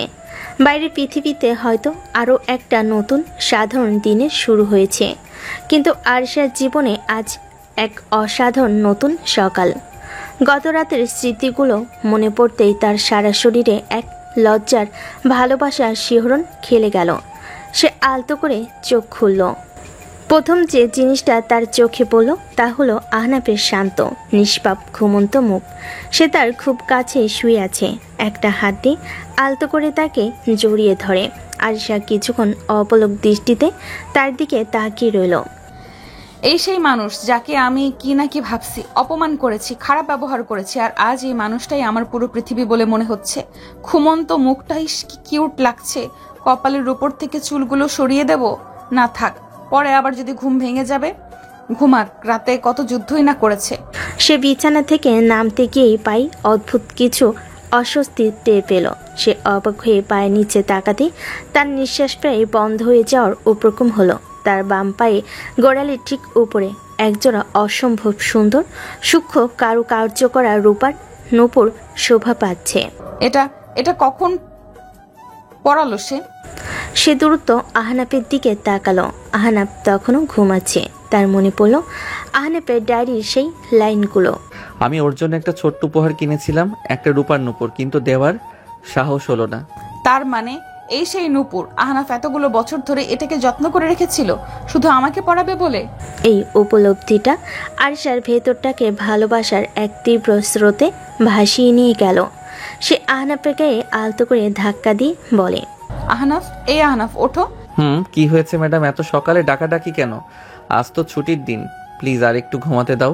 আমি ম্যাডাম নই, তোমার বউ, আর তুমি যদি এখনই না ওঠো তাহলে কিন্তু আমি খুব রাগ করব। বউ শব্দটা শুনি আহনাফের ঘুম উড়ে গেল। সে ধর্মর করে উঠে বসল। তারপর আরিশার মুখের দিকে তাকিয়ে একটা দুষ্টু হাসি হাসল। গুড মর্নিং আমার অহংকারী বউ। তা সকাল সকাল আমার মতো একজন সাধারণ স্বামীর ঘুম ভাঙানোর কারণটা কি জানতে পারি? সে তার পাটা আহনাফের দিকে এগিয়ে দিয়ে বলে, এটা কি? এটা তো নূপুর, পায়েই তো পড়ে। নাকি আজকাল মেয়েরা এটা হাতে পড়া শুরু করেছে? ফাজলামো করো না, আমি জিজ্ঞেস করছি এটা তোমার পায়ে কখন এলো? আর এটা তো সেই নূপুরটা, তাই না, যেটা তুমি 5 বছর আগে কিনেছিলে? আপনার স্মৃতিশক্তি তো দেখছি খুব প্রখর ম্যাডাম। হ্যাঁ, এটাই সেই নূপুর। আজ সকালে আপনি যখন ঘুমাচ্ছিলেন তখন ভাবলাম আমার বহু পুরনো একটা ইচ্ছে পূরণ করে ফেলি, তাই পরিয়ে দিলাম। খারাপ লাগছে দেখতে? খুব সুন্দর। শুধু নূপুরটা সুন্দর, যে পরিয়েছে সে সুন্দর না? তুমি খুব পচা। সে আহনাবকে আলতো করে ধাক্কা দিল। আহনাব আরিশাকে কাছে টেনে নিয়ে তার কপালে চুমু খেল। আচ্ছা আচ্ছা, আর রাখতে হবে না, এখন যাও ফ্রেশ হয়ে এসো, তারপর আমরা একসাথে নাস্তা বানাবো। নাস্তা তুমি বানাবে, আমি আজ শুধু অর্ডার করব। জো হুকুম মেরি রানী। গোসল করে ফ্রেশ হয়ে আরিশা যখন বেডরুমে ঢুকলো তখন সে এক নতুন উদ্দাম অনুভব করছিল। সে তার ড্রয়ার থেকে সেই পুরনো হলদে হয়ে যাওয়া স্ট্যাম্প পেপারের চুক্তিপত্রটা বের করলো। আহনাব তখন রান্নাঘর থেকে গান গাইতে গাইতে নাস্তা নিয়ে বেডরুমে ঢুকলো। এই যে ম্যাডাম, আপনার জন্য স্পেশাল ব্রেকফাস্ট হাজির, আমার নিজের হাতে বানানো। তার কথা শেষ হওয়ার আগে সে দেখল আরিশা তাদের সেই চুক্তিপত্রটা হাতে নিয়ে দাঁড়িয়ে আছে। আহনাবের বুকের ভেতরটা মুহূর্তেই ধপ করে উঠল। ওটা কেন বের করলে আরিশা? আরিশা কোনো উত্তর দিল না। সে আহনাবের চোখের দিকে সরাসরি তাকালো, তারপর তার সামনে সে কাগজটাকে দুহাত ধরে ছিঁড়ে ফেল। একবার, দুবার, তিনবার, যতক্ষণ না অসংখ্য ছোট্ট ছোট টুকরোয় পরিণত হয়। এটার কোনো প্রয়োজন নেই আহনাফ। তার কণ্ঠস্বর ছিল শান্ত কিন্তু দৃঢ়। এই চুক্তিটা ছিল দুটো ভুল মানুষের, দুটো অহংকারী মনের। কিন্তু আমার তো এখন আর সেই পুরনো মানুষটা নেই। আমরা তো আর সেই পুরনো মানুষটা নেই, তাই না? এই 2.5 মাসে তুমি আমাকে শিখিয়েছো কিভাবে ভালোবাসতে হয়, কিভাবে সম্মান করতে হয়, কিভাবে জীবনের ছোট ছোট মুহূর্তে সুখ খুঁজে নিতে হয়, কিভাবে বাস্তব জীবনকে আপন করে নিতে হয়। এই কাগজটা ছিল আমাদের অতীতের ভুল, আর আমি আমার ভবিষ্যৎকে অতীতের ভুলের সাথে বেঁধে রাখতে চাই না। সে ছেঁড়া কাগজের টুকরোগুলো জানালার বাইরে উড়িয়ে দিল। আহনাফের হাত ধরে বলে, আমার জীবনে আর কোনো চুক্তিপত্রের দরকার নেই আহনাফ, আমার শুধু তোমাকে দরকার, সারা জীবনের জন্য। আহনাফের চোখ দিয়ে জল গড়িয়ে পড়ছিল। সে কোনো কথা না বলে আরিশাকে নিজের বুকে জড়িয়ে ধরল। এরপর দেখতে দেখতে কেটে গেল আরও 6 মাস। তাদের জীবনটা এখন ভালোবাসে, খুনসুটিতে আর হাসিতে পরিপূর্ণ। একদিন সকালে আরিশা ওয়াশরুম থেকে বেরিয়ে এসে আহনাফের হাতে একটা ছোট্ট বাক্স ধরিয়ে দিল। এটা আবার কি? আজ তো আমার জন্মদিন নয়। খোলাই না। আহনাফ বাক্সটা খুলতেই দেখল ভিতরে একটা পজিটিভ প্রেগন্যান্সি টেস্ট কিট। সে প্রথমে কয়েক মুহূর্ত স্তব্ধ হয়ে রইল, তারপর তার মুখটা খুশিতে বিস্ময়ে উজ্জ্বল হয়ে উঠল। আরিশা, তার মানে আমরা? হ্যাঁ আহনাফ, তুমি বাবা হতে চলেছো আর আমি মা। আমি বাবা হব? ইয়েস। সে আরিশাকে কোলে তুলে নিয়ে পুরো ঘর জুড়ে ঘুরতে লাগলো। আরও কয়েক বছর পরের এক বিকেলে আহনাফ এখন আর পার্সোনাল অ্যাসিস্ট্যান্ট নয়। সে তার মেধা আর যোগ্যতা দিয়ে শ্বশুরমশাইয়ের অবসরের পর চৌধুরী গ্রুপ অফ ইন্ডাস্ট্রিজের সিওর দায়িত্ব নিয়েছে। আয়েশা তাদের 4 বছরের ছোট্ট মেয়ে পরীকে নিয়ে তার অফিসে এসেছে। আহনাফ বিশাল সিওর চেয়ারে বসে গুরুত্বপূর্ণ ফাইল দেখছিল, কিন্তু মেয়েকে দেখে তার সব কাজ উধাও। বাবাই বাবাই চকলেট। আহনাফ মেয়েকে কোলে তুলে নিয়ে বলে, আমার প্রিন্সেস এসেছে, অবশ্যই চকলেট পাবে। সে মেয়ের গালে চুমু খেয়ে আরিশার দিকে তাকালো। আরিশা তখন জানালার পাশে দাঁড়িয়ে হাসি মুখে তাদের দেখছে। সে মেয়ের চুলে হাত বোলাতে বোলাতে বলল, ভাবা যায় আরিশা, যে অহংকারী বদমেজাজি মেয়েটাকে শায়েস্তা করার জন্য, তাকে বাস্তবতা শেখানোর জন্য আমি বিয়ে করেছিলাম, সেই মেয়েটাই আজ আমার পুরো পৃথিবীটাকে শাসন করছে। আমার অফিস, আমার বাড়ি, আমার মন, সব কিছু রানী এখন তুমি। আর যে চাকরটাকে আমি 1 বছরের মধ্যে জীবন থেকে তাড়ানোর জন্য বিয়ে করেছিলাম, সেই চাকরটাই যে আমার হৃদয়টা চিরদিনের জন্য চুরি করে নেবে, সেটাই বা কে জানতো। তাহলে তো ম্যাডাম আপনার চুক্তিটা খুব একটা লাভজনক হলো না, তাই না? আমার জীবনের সবচেয়ে লাভজনক চুক্তি তো এটাই ছিল, আমার স্বামী। আহনাব তার স্ত্রী আর মেয়ের দিকে তাকিয়ে হাসলো। তার মনে হলো জীবনটা সত্যিই খুব অদ্ভুত। কখনো কখনো সবচেয়ে অপ্রত্যাশিত সম্পর্কগুলোই জীবনের সবচেয়ে সুন্দর উপহার হয়ে আসে। আয়াদের মিষ্টি খুনসুটি আর ভালোবাসায় গল্পটা শেষ হয় এখানেই। দর্শক, গল্পটা যদি ভালো লেগে থাকে তাহলে অবশ্যই একটি লাইক করে চ্যানেলটি সাবস্ক্রাইব করে দিবেন। ধন্যবাদ সবাইকে।